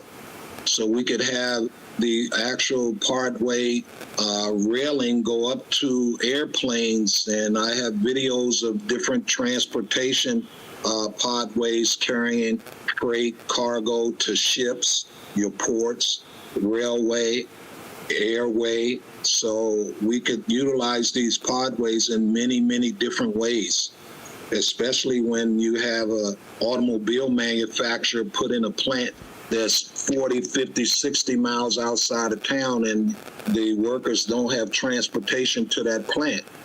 We could easily put up some podways, and the podways could get them to and from their jobs. Also, just think about the universities and colleges. Kids could hop on podways to travel from class or home to the universities and college. So these podways can be utilized for many, many different things. Also, my guy Mike, they have their own financing. You heard in the video, they have private financing, so they're not looking for financing. They just need the easement rights to build the podways. The railing doesn't take up land. You saw that in the video. So they're bringing their own financing to the table. This is also another revenue stream. So notice here, they've done a feasibility study already of Cook County, and they determined that just in yearly, they could be earning $62 million a year based on 81,000, roughly 0.6 podways with so many different stops. So that revenue could be shared with the community, the county, reinvested back in. So depending upon who invests or how much of the private funding that you use or don't use, there's an awful lot of revenue that could be generated with using the podways. Let's move to the technology smart innovative centers. This is where we move on the cybersecurity side. We have a cybersecurity box called the Black Pearl. Currently, we work out of the Kennedy Space Center, out of the Astronaut Memorial Foundation. That Black Pearl is securing all the IoT devices, anything with an IP address. It protects the Astronaut Memorial Foundation and various devices and computers around the Kennedy Space Center right now. So we're bringing that technology. It's a Black-owned company. They have a patent on their Black Pearl. And their Black Pearl is actually right here. It's PC size, sitting in a skiff. This is just a skiff box for the military. I'll talk about that a little bit. However, what we want to do in the community in that technology center that we're going to be using for training is also continuous cyber and physical security monitoring.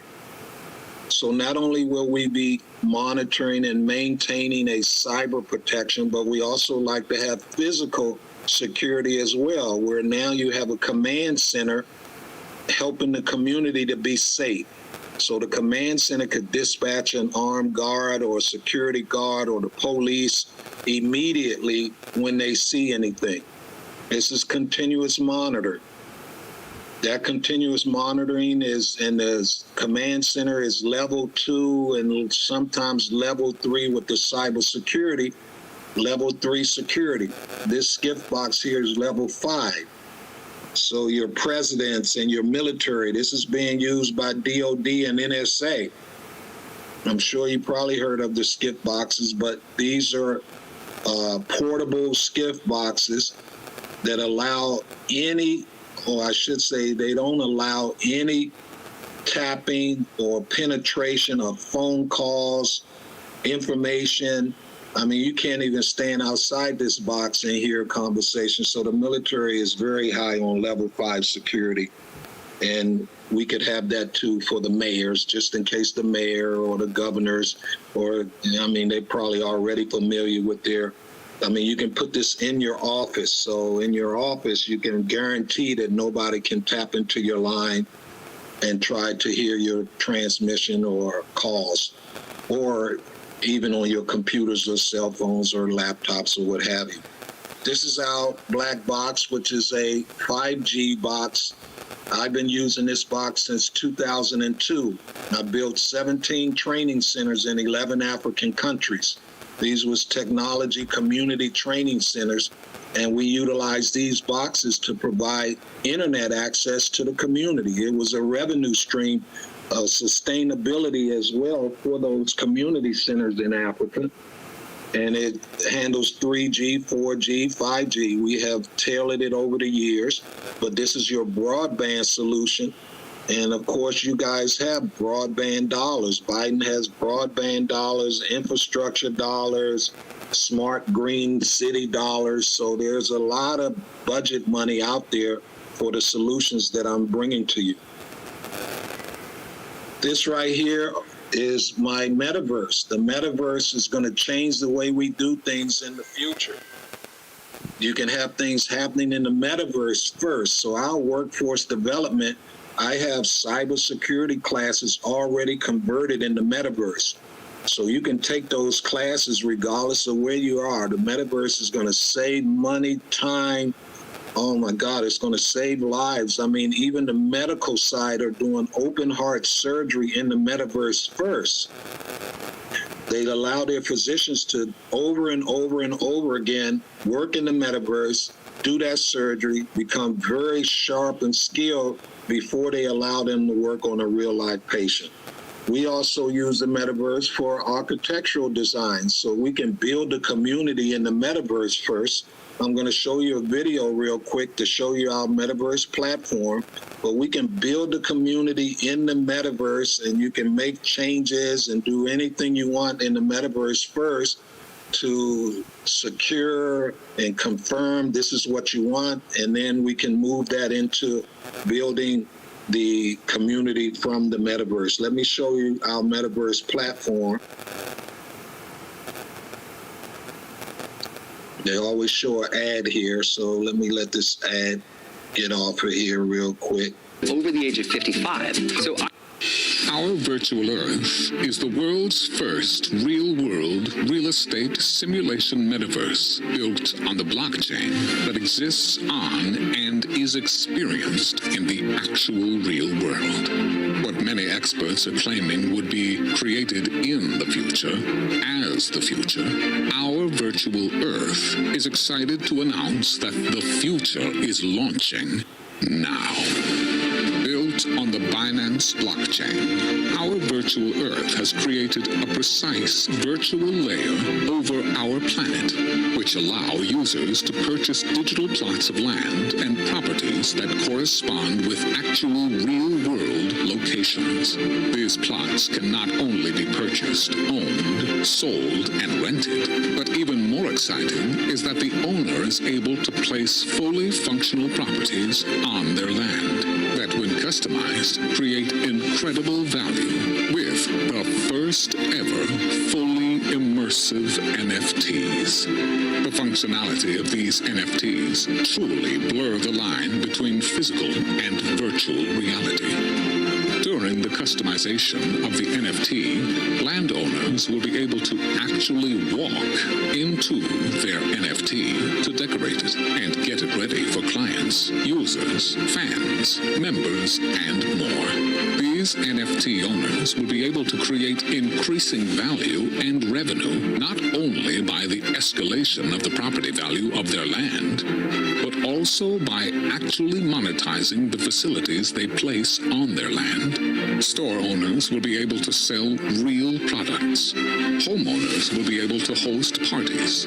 Church owners will be able to invite members globally into their church, and music artists will be able to pack millions of fans into their actual arena, even right onto the stage, live. When players enter our virtual Earth, they automatically transform into amazing 3D versions of themselves, powered with artificial intelligence and machine learning. They will be able to meet other players' avatars, talk with them, hang out, and so much more. All of the users of these NFT properties will access these properties from the real world, but without ever having to leave their homes.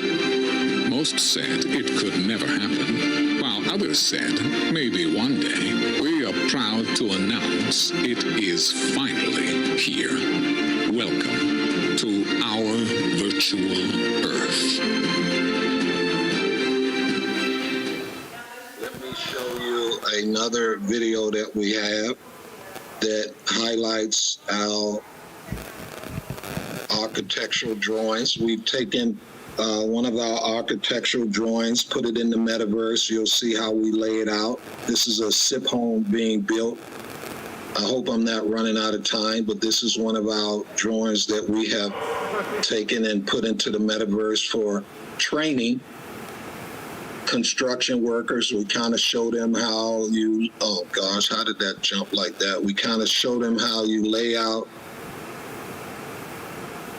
I've been running this over and over again, so it's kind of moving fast. Maybe my memory on my laptop is, anyway, this is how we use this to train builders as well, using our SIP panels. This kind of just showing you the design and the internal, which architectures typically don't move into that. I'm not sure how it's moving back and forth like that. But anyway, this is what we use. I think I've been running this over and over again. That's why it's kind of messing up on my laptop. I might need to reboot my laptop, clear the memory out. But nonetheless, just wanted to show you, this is another form of utilizing the metaverse and using that to build our community. We can easily put the community in the metaverse. This metaverse creates is a workforce development. Again, just imagine you saving time with training. You don't need a training center. You don't need materials. You don't need an instructor. If you live in California or Chicago or New York City, doesn't matter. You can take the training even if you wake up at 3 a.m. in the middle of the night. You don't need to schedule anything. Once you have that in the metaverse, you can take that training and whenever time you need. These are some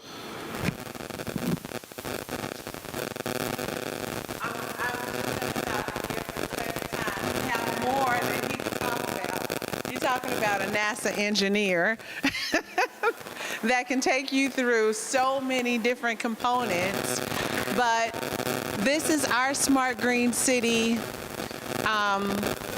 version of what we're offering to the Village of University Park.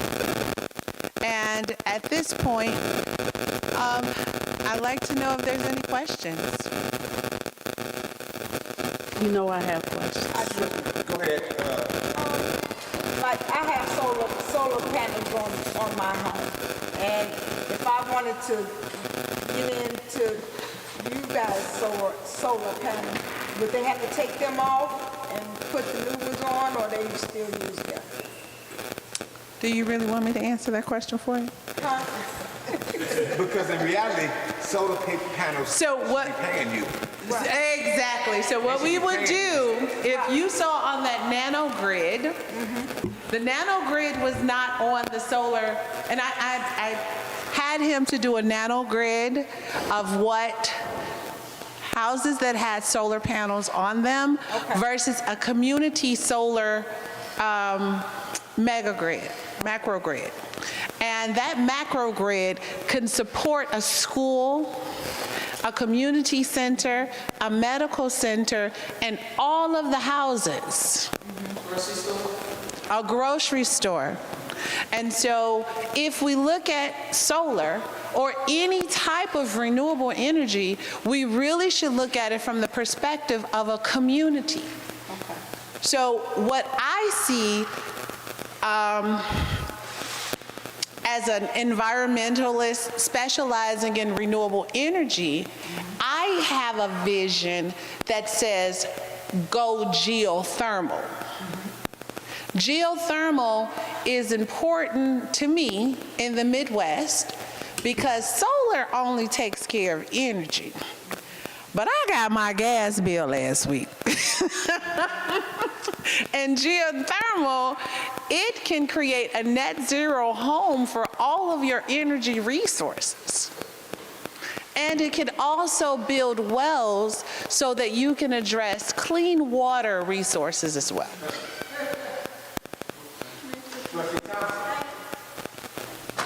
Okay, practical questions. How long have you been in business? My company, my corporation has been in business since 2017. I have been studying for 14 years under my mentor, Dr. Andrew Kim. He was the only person that would train me in renewable energy. Don McIntosh was there when it happened because it was not popular to train an African-American woman in renewable energy. So I learned from a NASA scientist that built corporations like THK, the logistics company. He built 90% of the renewable energy in Korea, which they've been operating in renewable energy for over 40 years. The United States is just that far behind. My next question is, where are you licensed?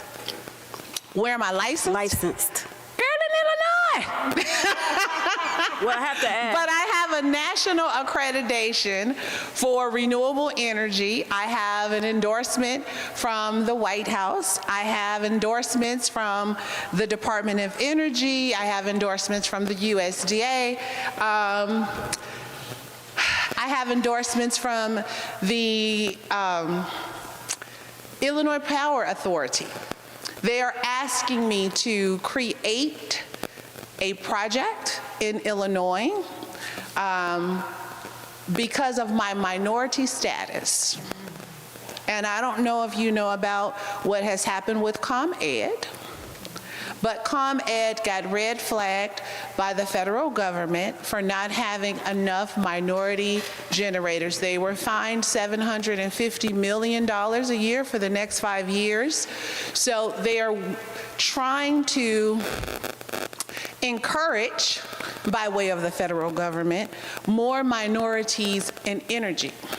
So because of that, I'm what they call uniquely qualified. Okay. My next question is, sure. What are you proposing for our board to consider? So the presentation seemed like it said for us to give over easement rights. Oh, it is so much more than that. What I'm proposing is the partnership of a lifetime for the people here in University Park. But what would we have to give? We would have to sit down and your board first would have to accept that you want to move forward with a smart green city option. And then you would have to decide that we would be the best partner for you to build a smart green city, because when you're building a smart green city, it's not a project. It is building out the whole city, its infrastructure, preparing you to have developments that are coming in that would be smart buildings. But before you can do that, you have to have an economic development plan and strategy so that you have the infrastructure to receive that smart building that you want, to receive geothermal retrofits to your homes, you know, your schools being retrofitted, your hospitals being retrofitted, having smart parks. It's not just what people think, I got a smart building, I got solar panels on my house, so we good. No, a smart city encompasses the entire city. What are you going to do with your land? There are infrastructure dollars right now from Washington, and they are identified for DEI communities, which the University Park qualifies for. Where else have you built a smart city, though? Resources to qualify for those funds. Okay. Where else have you built a smart green city? Smart green cities have not existed in the United States at all. They're in the process of trying to build smart green cities. We have technology that we have tested. All the technology that you saw is already existing. The integration of that technology coming into one city has never been done in the history of the United States. And you said that... But it has been done over the world, just not in the United States. So the presentation said that, that you would come with your own financing? Did I hear that right? Different components such as our podways. Our podways, they have their own financing. But where does that come from? I'm sorry? Where does the financing for the podways come from? They rich, girl.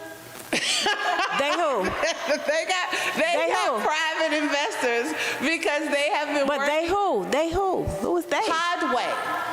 Oh, that's a trade, that's a brand name? That is the brand name. Okay. That's the name of that transit system. It's called Podway. And they are, their technology they've been working on for 25 years. They've gotten all the patents that they need from the Department of Transportation at the federal level. They've done pilots in Boston. Again, not new technology.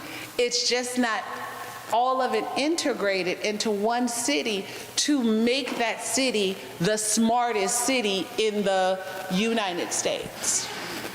And that is what we have worked for the last 8 years to do, to bring the collaboration of this particular manufacturer, bring the collaboration of this particular transportation system, bring the geothermal components, bring the solar manufacturing plants. Let's land them in the DEI communities because it makes a difference. Okay. Woo!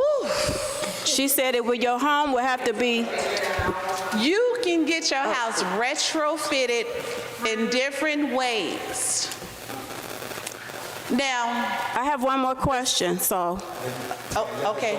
Okay, so the presentation said that the cybersecurity monitoring is going on, I guess, with your group or whatever, in communities in Africa. Africa is a whole continent. It's not just like Africa is a little place. So Okay. where at in Africa?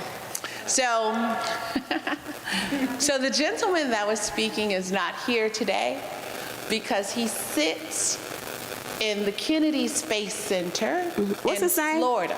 His name is John Chandler. Chandler? Chandler. And he runs the,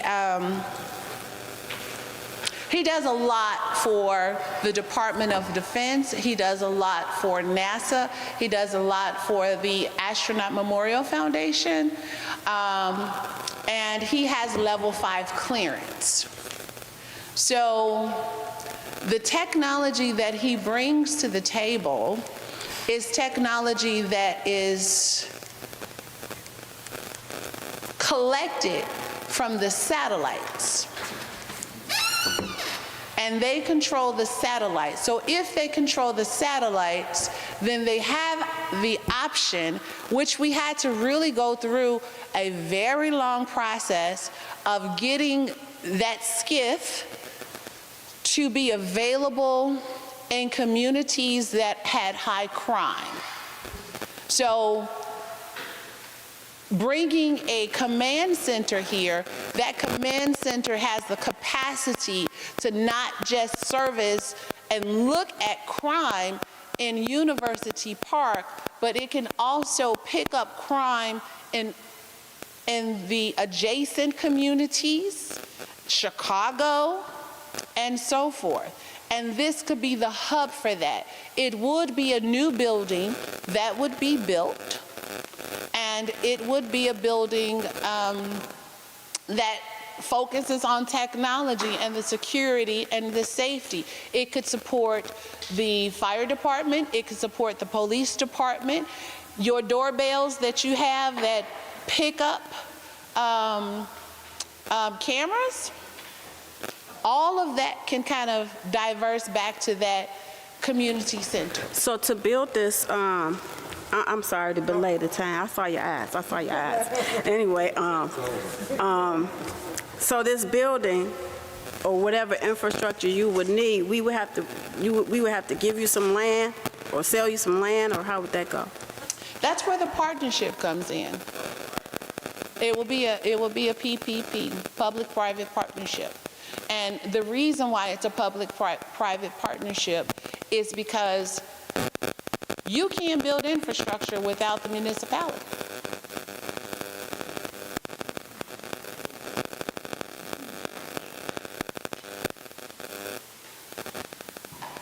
And the money is here.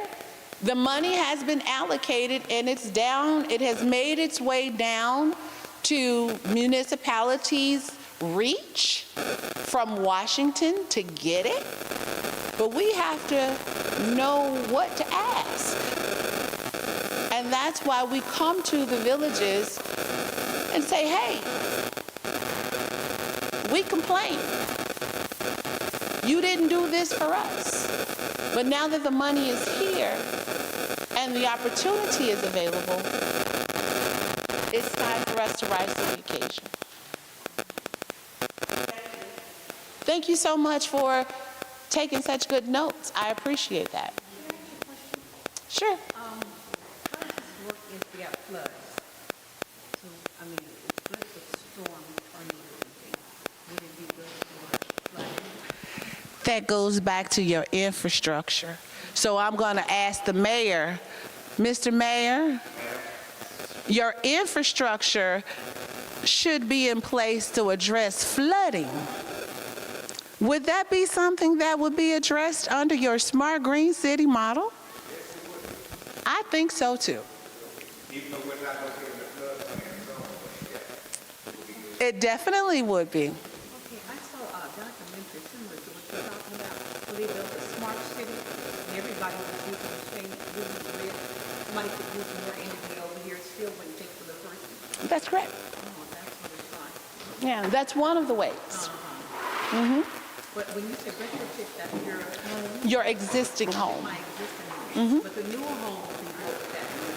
That's correct. Mm-hmm. So would we have to pay a price to retrofit? Is that a zero? We would work that out with the municipality and bring more resources to the table so that we can keep the cost as less as possible. But if the municipality is engaged in that process, it's very possible that the cost would be very minimal. So what cost would it bring down to me personally in my home, like this panel, that I know that you get, that could really save you on your electric? We will put up net zero houses. So I wouldn't have to give, okay, the Durham, right, okay.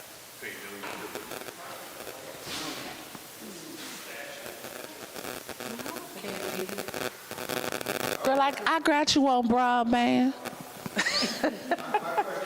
Yes, Mayor. Because you know we're not going to come to a conclusion tonight, but I think there is some interest. I want to hear from you guys. We can't take it to have anything that will be voted on, but we can start having conversations and see if it's something that we can partner with. Well, Something important that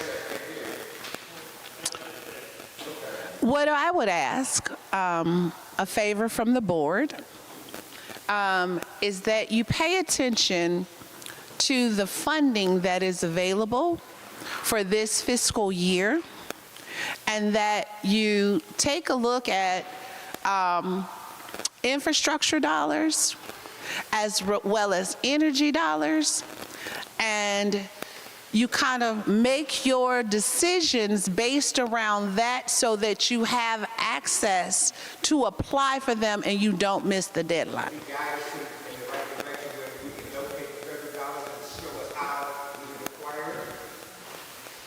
Once you decide that you want to do business with me. But that's the public-private partnership. I just want to thank you for your presentation. Circle back with myself or the manager, and we'll just continue to move with the board. Let's go to the next phase and see what happens. I like the idea because it's plain to see for now and the next generation. I love it. Well, it definitely prepares you. Oh, because it's coming. One thing that I must also share with you, I'm sorry, but this is a very important part. When the last time that anyone in this room has had any ownership in the infrastructure?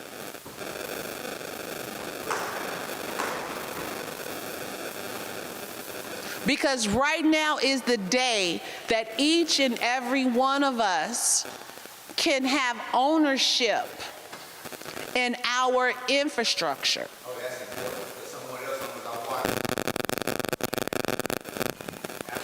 So I want to leave that with you tonight.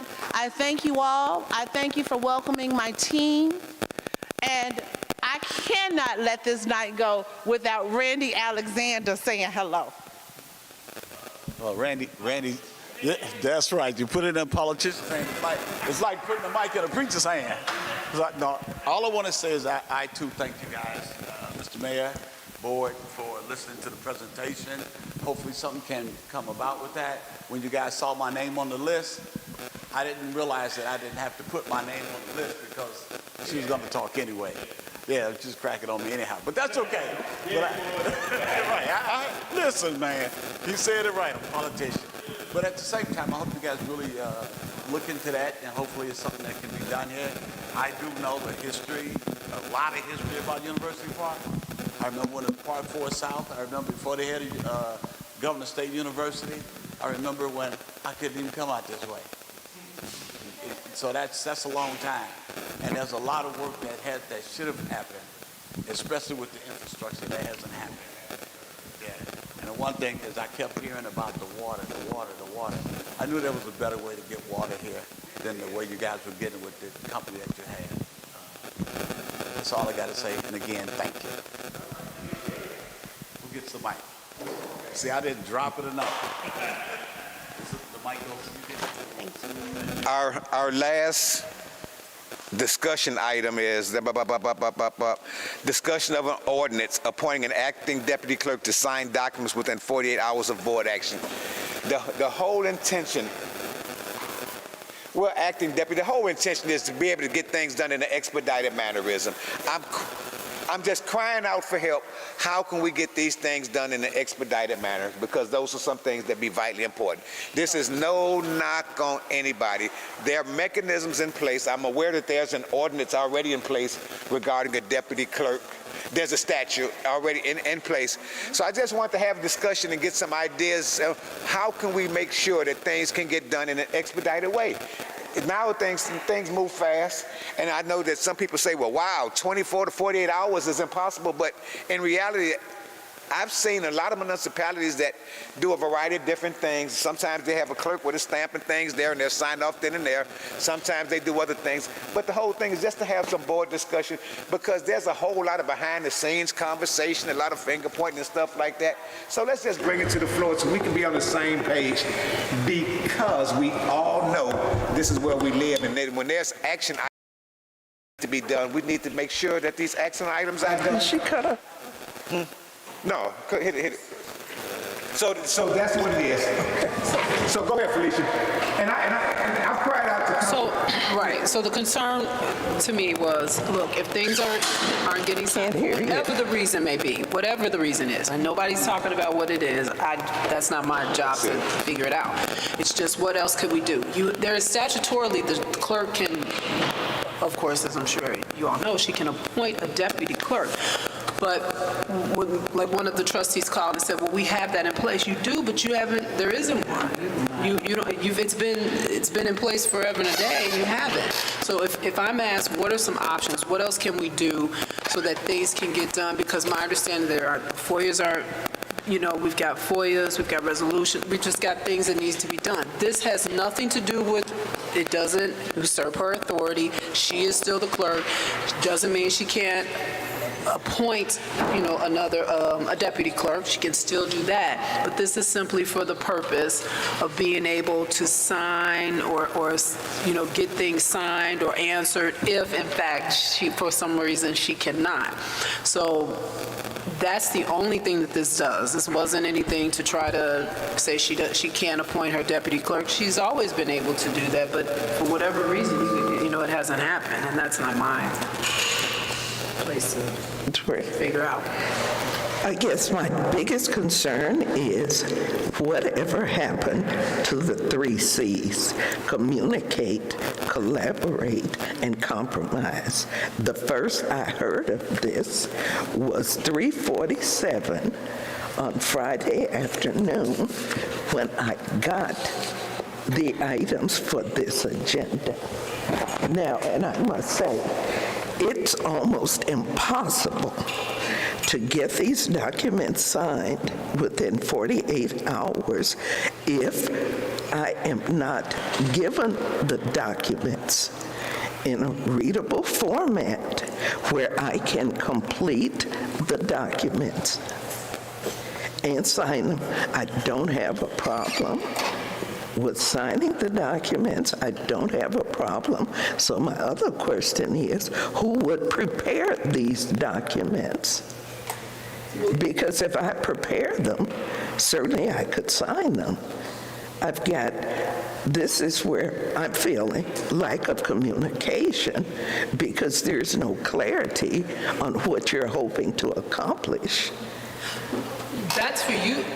That's for you all to decide if because the concern that was brought to me was that if, like, we've passed resolutions, we passed, things like for equipment and things aren't getting signed. So a question came up, well, can we go to Will County? Can we get these things signed there? You can, but that, just getting the clerk, is it meaning the clerk? It's gotten to that state that we... Let me say something. But listen, but let me finish. You finish, and let me say something. I'm asking a question. Right. Has it gotten that bad? I'm sorry. Has it gotten... We bypassing Madam Clerk? Yes, because I am not given the documents in a form. I think this board remembers that at a meeting, the village clerk said to me with the board present that she would not send me documents in a Word format so I could work within them. I have waited from December to the end of March to get some documents that I should have gotten because I don't know why, but no cooperation. Sometimes I don't have the documents before the COW meeting. I might ask for them after they go before the regular meeting. It might take 2 or 3 weeks for me to get them.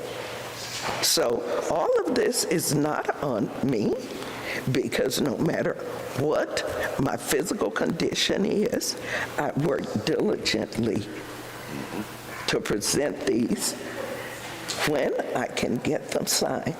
I have sent folders of documents in that took me 2 weeks to get.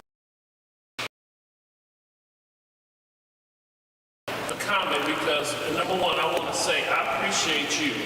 Turn on your mic. I appreciate you checking on me. I became ill.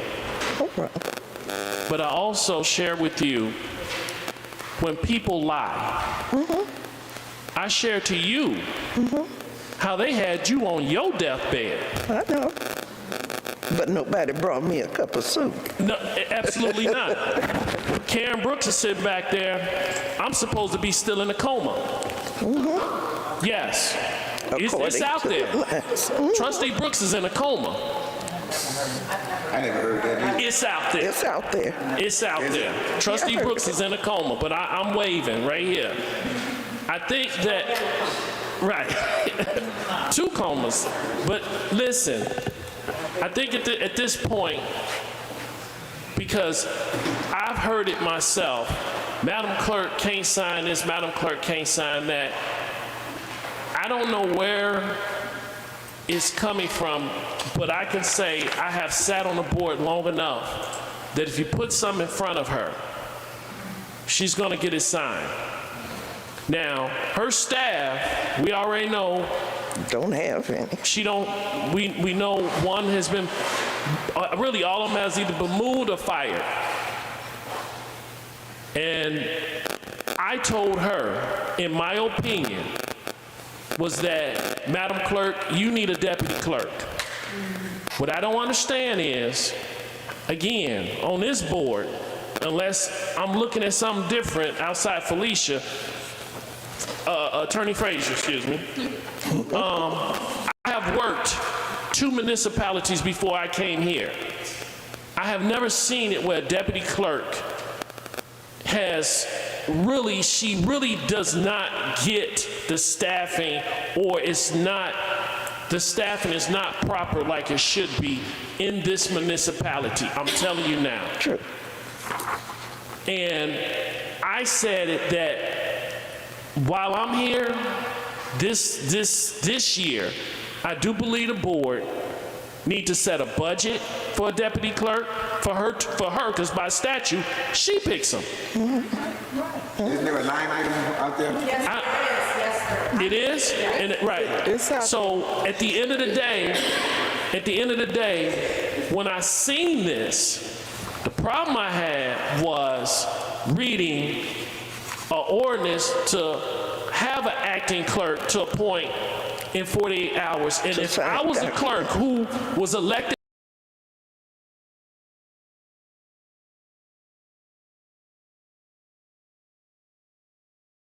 Clerk is acting deputy. I'm sorry. No. It's not in front of me, but acting deputy clerk to sign documents within 24 to 48 hours. The people made a choice. She's the clerk. The other one, Bernice O'Brien sitting right there. There was 2 of them. Both people who ran for clerk was right here. She was overwhelmingly elected. If she has the responsibility of appointing a deputy clerk, let's allow her to do it. I think tonight, I understand if this is if this is this 24 to 48 hour thing, I think communication need to be, well, communication, because for that to be on the agenda, thank you. To me, she is our clerk, elected by the people, and you're telling people she's not doing her job when we know that her staff has been dismantled for whatever reason. She had Jacilia, she had Lisa, she had the other Lisa, she had other people in there. She doesn't have anybody right now. Do you have anybody right now, Madam Clerk? Those people were not. Who? Did you appoint Shirley Bolden? No. Absolutely not. So let's not do this. Let's do this. Let's not tell a lie. Understand some of these things, because we all know she didn't sign that contract for how long? I did too, Shirley. Having to go back and forth with. What did Madam Clerk? How long have we heard about things? Let Madam Clerk defend herself on that. What I have to say, just like you have. You said it, so let her defend herself. We're not gonna let somebody, excuse me, trustee, you've been here, but have you served up here 2 terms? Okay. Absolutely not. So we're not gonna talk about Miss Scott's contract when this lady, you just said, excuse me, trustee, you just made a statement. Let me finish my point. She said that. I can answer. And I said, let her finish. But she wasn't. Let her finish. Point of order. All right, let's one at a time. I have the floor. All right, you finish that, Trustee Williams, go right on ahead. Let's go.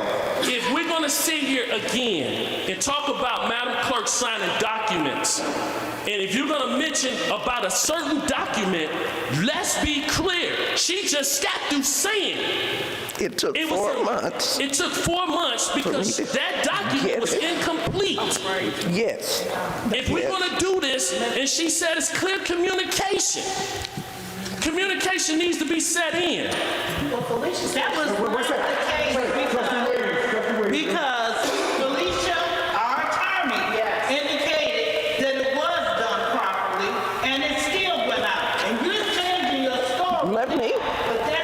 let me, You were singing months. can I say, That's not the agenda item. let me say this. But I'm Yeah, just it is. mentioning documents in general. But And I'm since you mentioned that, because since you that's mentioned the issue that, at hand, the paperwork is not getting signed and done. since you in a mentioned timely manner. that, since you mentioned that, let me say this. Okay. That resolution was passed on December 12th.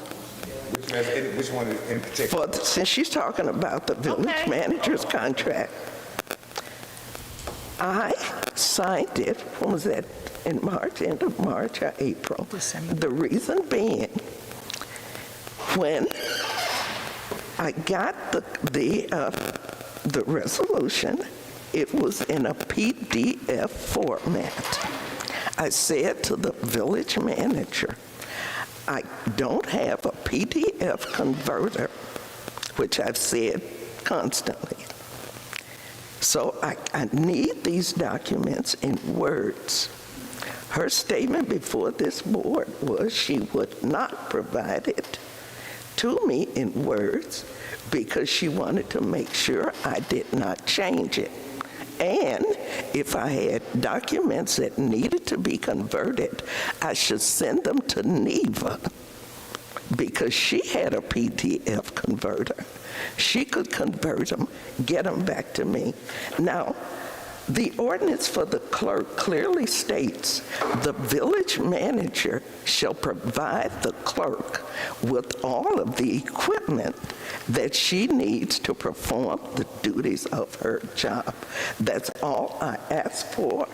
For whatever reason, it seems to be up that you brought it up, passed in December. I kept requesting it. I never got it in words. The attorney sent it to me in words after 2 or 3 months, but it had 2 blank spaces that were not filled in. It took her until the day we signed up, sitting up here. I got it on Monday. She had filled in those blank spaces, and this was And I'm over it. either the end of March or the meeting in April. She sent it to me on Monday. I completed it and brought it with me here on Tuesday. All I need is to get what I need to do my job in a timely. And that includes And I staff. can understand. That includes But I- staff, and that includes, however, I do have as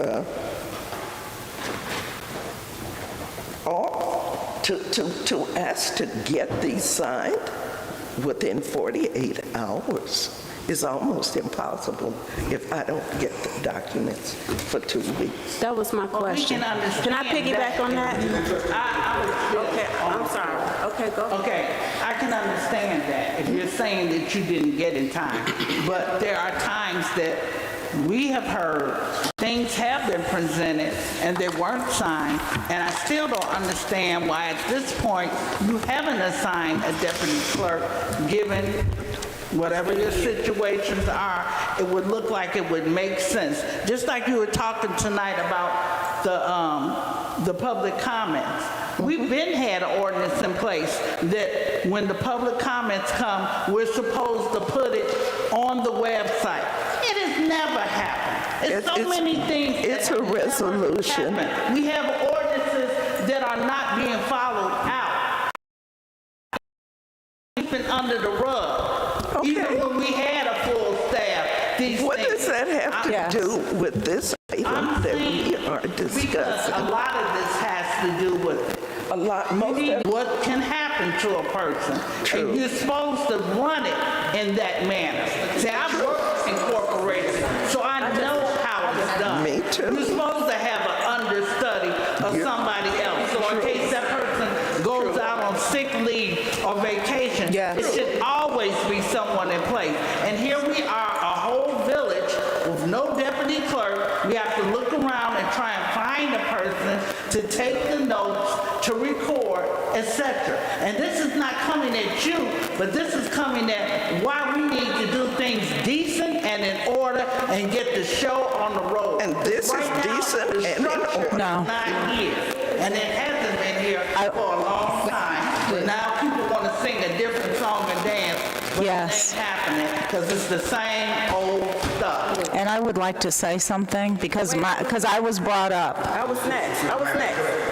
So this whole conversation to me shows a lack of a certain level of decorum. So Agreed. Let's go back to what it really is. So we're being asked to consider appointing a deputy clerk, which is outside the ordinance from what I can see. What would you need in the perfect world? How much turnaround time would you need to get the documents and do what you got to do? That's the bottom line. If I get them, like, say if we had taken action tonight, and I had the ordinances or the resolutions in a Word format, since I don't have a PDF converter, I could begin working on this tomorrow. Second part. I got this. Second part. Are you considering appointing a deputy clerk or? I would love to have a deputy.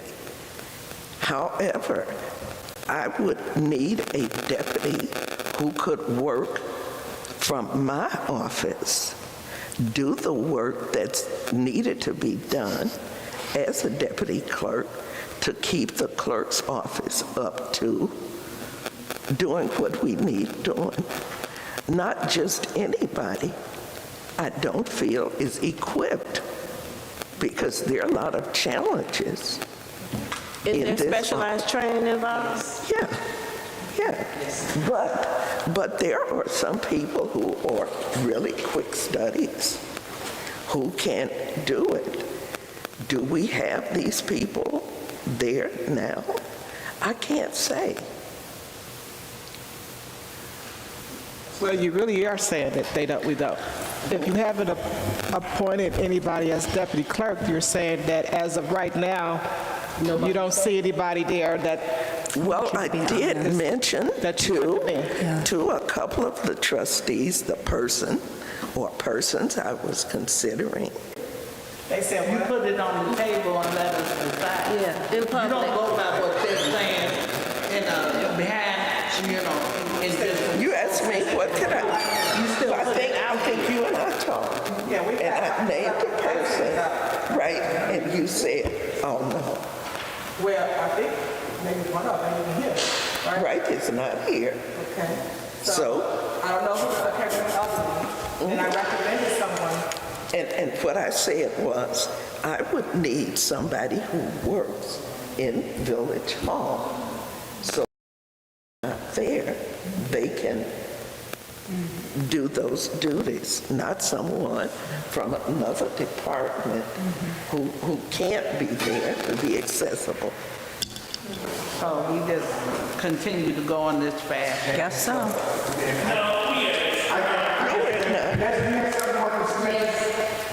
Please, somebody. This is at the risk of me, if you all want to vote me not to be your HR consultant, but I need to say this and I need to be done with it. There's not a day that goes by in Village Hall where we are not questioned about something that's missing with regard to the clerk's responsibility. Whether it's somebody calling and asking where are the minutes, whether it's somebody, and like the clerk said before, no disrespect, clerk, having this other position or somebody in there to assist you, what does this have to do with it? It has a lot, because there's nobody putting the minutes up where people in need. I take personal responsibility because I came from Will County. Lauren Staley is in my speed dial. I talk to her probably once a week about other stuff. I was the one who picked up the phone and said, Lauren, I got a situation. I just want to ask your advice on it. What do you recommend? She gave me a couple of recommendations. She gave me a couple of things that we needed to do. It's not about the village manager's contract. It's about so many other things that you all have no idea are not getting signed. Sometimes we don't even get equipment. Somebody talked about cutting the grass or something at the golf court. You don't even know why we didn't get the grass, why we don't have the machines. The freaking paperwork wasn't signed. Come on, guys. You guys are a powerful, you all are making a difference. You guys need to do what's right for the community, and you talk about it all the time. We can't do it if we don't know what it is. Right, but that's what I'm saying. Do we air dirty laundry? You're airing it. No, you don't. No, I'm telling you now. Yes, I'm airing it now. I'm airing it now. We really know what's wrong in this village. Oh, no, that's one reason why I ran, and that's one reason why I two-termed. Wait. But you're not going to sit here and say you called Lori because of some contract or airing it out. Yes. I just sat here and said that I work 2 municipalities, and I know good and well she is not being treated right. Now, here we go again. We want to let's put it out there. Put it out there. You really have not did anything since Cecilia Kelly has been fired. Let's be honest. That was her top deputy clerk. Ever since she's been fired, things has been going downhill. And they transferred Lisa back. So you have a choice. So You have a choice. All that was being asked is if the clerk could get a deputy clerk that Theo, all that could be asked. All that could be asked. Answer her. So when she was fired, so you say, so no, ain't gonna take it up.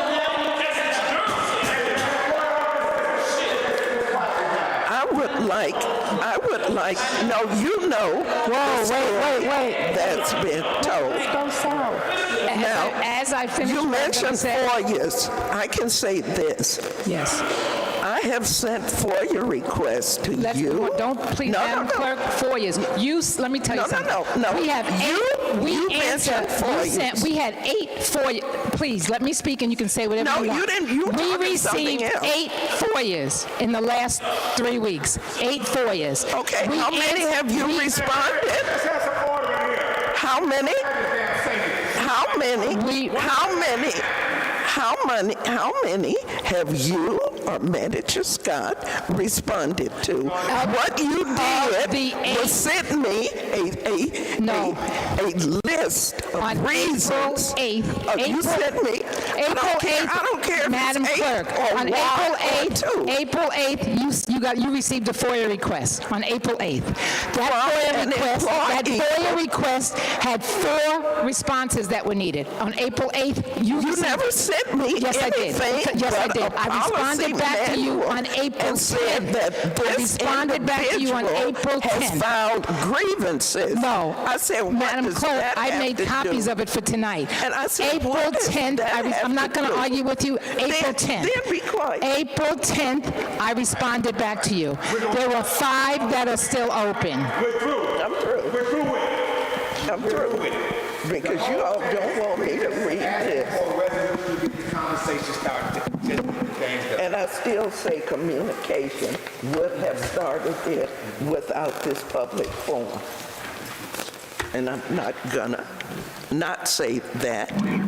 I'm easy to talk to, but when you need somebody to blame, and I'm tired of being said, I don't have to do this for you because you don't have a vote on my contract. This kind of crap is disrespectful, and I'm tired. I'm tired of being, totally disrespected and not given the tools that I need to work with. So at the end of the day, the whole thing is how can we be more efficient in getting our things done moving our community forward?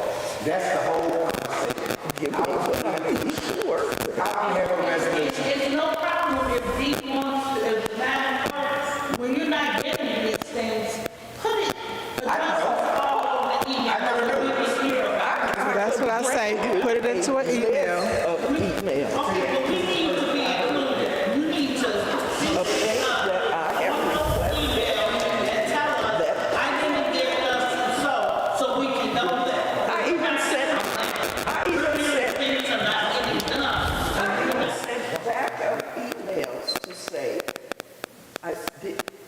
checking to make sure that you guys got the FOIA request I sent. I don't even get a response. What FOIA request? No, I'm talking to the individuals that I sent them to. And I still haven't gotten a response. Well, I get requests on Nextdoor from people who live out here, and they inbox me, and they let me know I haven't received this, or they've left messages on my phone, and it's about FOIAs, even though we weren't talking about FOIAs today. But yeah, you guys brought them up. Well, I'm just saying, I get those requests, and they're falling on deaf ears, and I tell people, well, you know you have 5 to 7 days, and then if you don't, you can There's a process. Get the Attorney General, right. Call Lawrence Staten Ferry. No, you have to make she has nothing to do with FOIAs. I'm just letting them know So that she's over most clerks and everything. No, This she's might be not. another She's person. she's just Well, a Will she County may be clerk. someone else that you can reach out to. All right, so I just, Clerk Joe, so what is needed to have a deputy clerk? You need what's the delay with that? I need to know, number one, what's expected, or is there somebody in the front office? Because I don't know too many people who would want to work part-time as a deputy clerk. So you're saying that's a that's a full-time occupation? It's a deputy clerk? part. No, usually, Okay, so I mean, just my- usually it's a front office staff who also. Double. Okay, I got you. Yes. Multitasking. Right. Resolution, you would just pass a resolution, No, we already got that in place. for the person, like I'm sure. Right, person. Right, but she was appointed, she was sworn in. It sounds like she needs a converter for PDF, which is mandatory ASAP. It's easy. Whatever, you need to get somebody over there. So wait a minute, so at the clerk's, She said she wait a minute, in the office right there, there's not a? That so she can do it. I've been asking for this for years. So it's an application on it. I don't have. That's what Jude, that's what this is. Yeah, there's plenty PDF converters you can do. Yeah, but I don't have it on my computer. Yeah, so it's, The clerk does not have a, am I right? Right, I do not have. She does not have a PDF converter. If that is part of the problem that she needs, let's get that. yeah, just get it. So the documents are done. But also, the documents that come from the attorney normally come in words. Then they're scanned to me, some of them. This converts a Word document to a PDF. And these are tricks. These are games. So I guess my question is, in other words, your office isn't fully equipped in the village hall? Correct. I just need some. So just get the office equipped and then see if it's a person in the front. That could be the deputy clerk. Hopefully we can work on Personally, that. to get I it feel, right. I feel it's not our place to usurp the clerk's right to appoint her deputy. It's like, but it feels like that to me. That wasn't the intention. That's what it is though on paper. Yeah. Right, to remove my ability to sign documents. It's been tried before. This is not the first time. But not for me. It was tried against a former mayor. But that to wasn't. strip her. No, but that wasn't the intent, because that one was made specifically to. Like I say, communication. Nobody bothered to have a conversation with me before it was brought forward to an agenda. Okay. So there's some action items to follow up after this? Do we have to come back and readdress this, or what's the direction? And so we can get some type of resolution to whatever it is. I don't think so. If I am supplied with what I need. So in other words, you've got an office that doesn't have your working tools. No, that's what you're saying. I just heard you. Do you? Well, talking about like printer? So I teach you how I've to got a divide printer, that. I've got that. But I can't finish a document, put in how the vote went and the numbers, if it comes to me in a PDF. I think it's ridiculous to even ask me to send it to Neva to do it, when all you need to do is put an app on my, if you're going to scan me the stuff rather than email it. Okay. So I think the games just need to stop being played. Well, one thing for sure, I ain't playing no games, and I just want to ensure that our community move forward This too is and playing be games. responsible and ensure that we just moving our community forward. Make sure that everything is done timely, so. Just be, there's nothing wrong with being more efficient. That's all we're trying to do is raise. All I need is somebody to help me and the equipment that I need. Period. So It's our just follow-up that simple. actions, you're gonna kind of, you guys got something to say. Our follow-up actions are to ensure, for the record, that the clerk has, what is it that you need, Madam Clerk? PDF converter, Word documents. No, I've got words on my computer. PDF converter, and I need the documents sent to me in a timely fashion, rather than saying we don't have this equipment because the clerk wouldn't sign it. The clerk hasn't seen the paperwork. So would you consider a deputy clerk a temporary intern? Would you do an intern or? From Governor State? No? I could do an intern. No, you couldn't do that.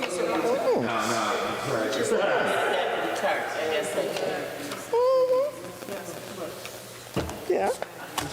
I'll have to see who's. Okay. All right. No, wait a minute. I need a motion. Can I vote? All in favor? Motion by who? I need two Motion by who? on this check. Motion by who?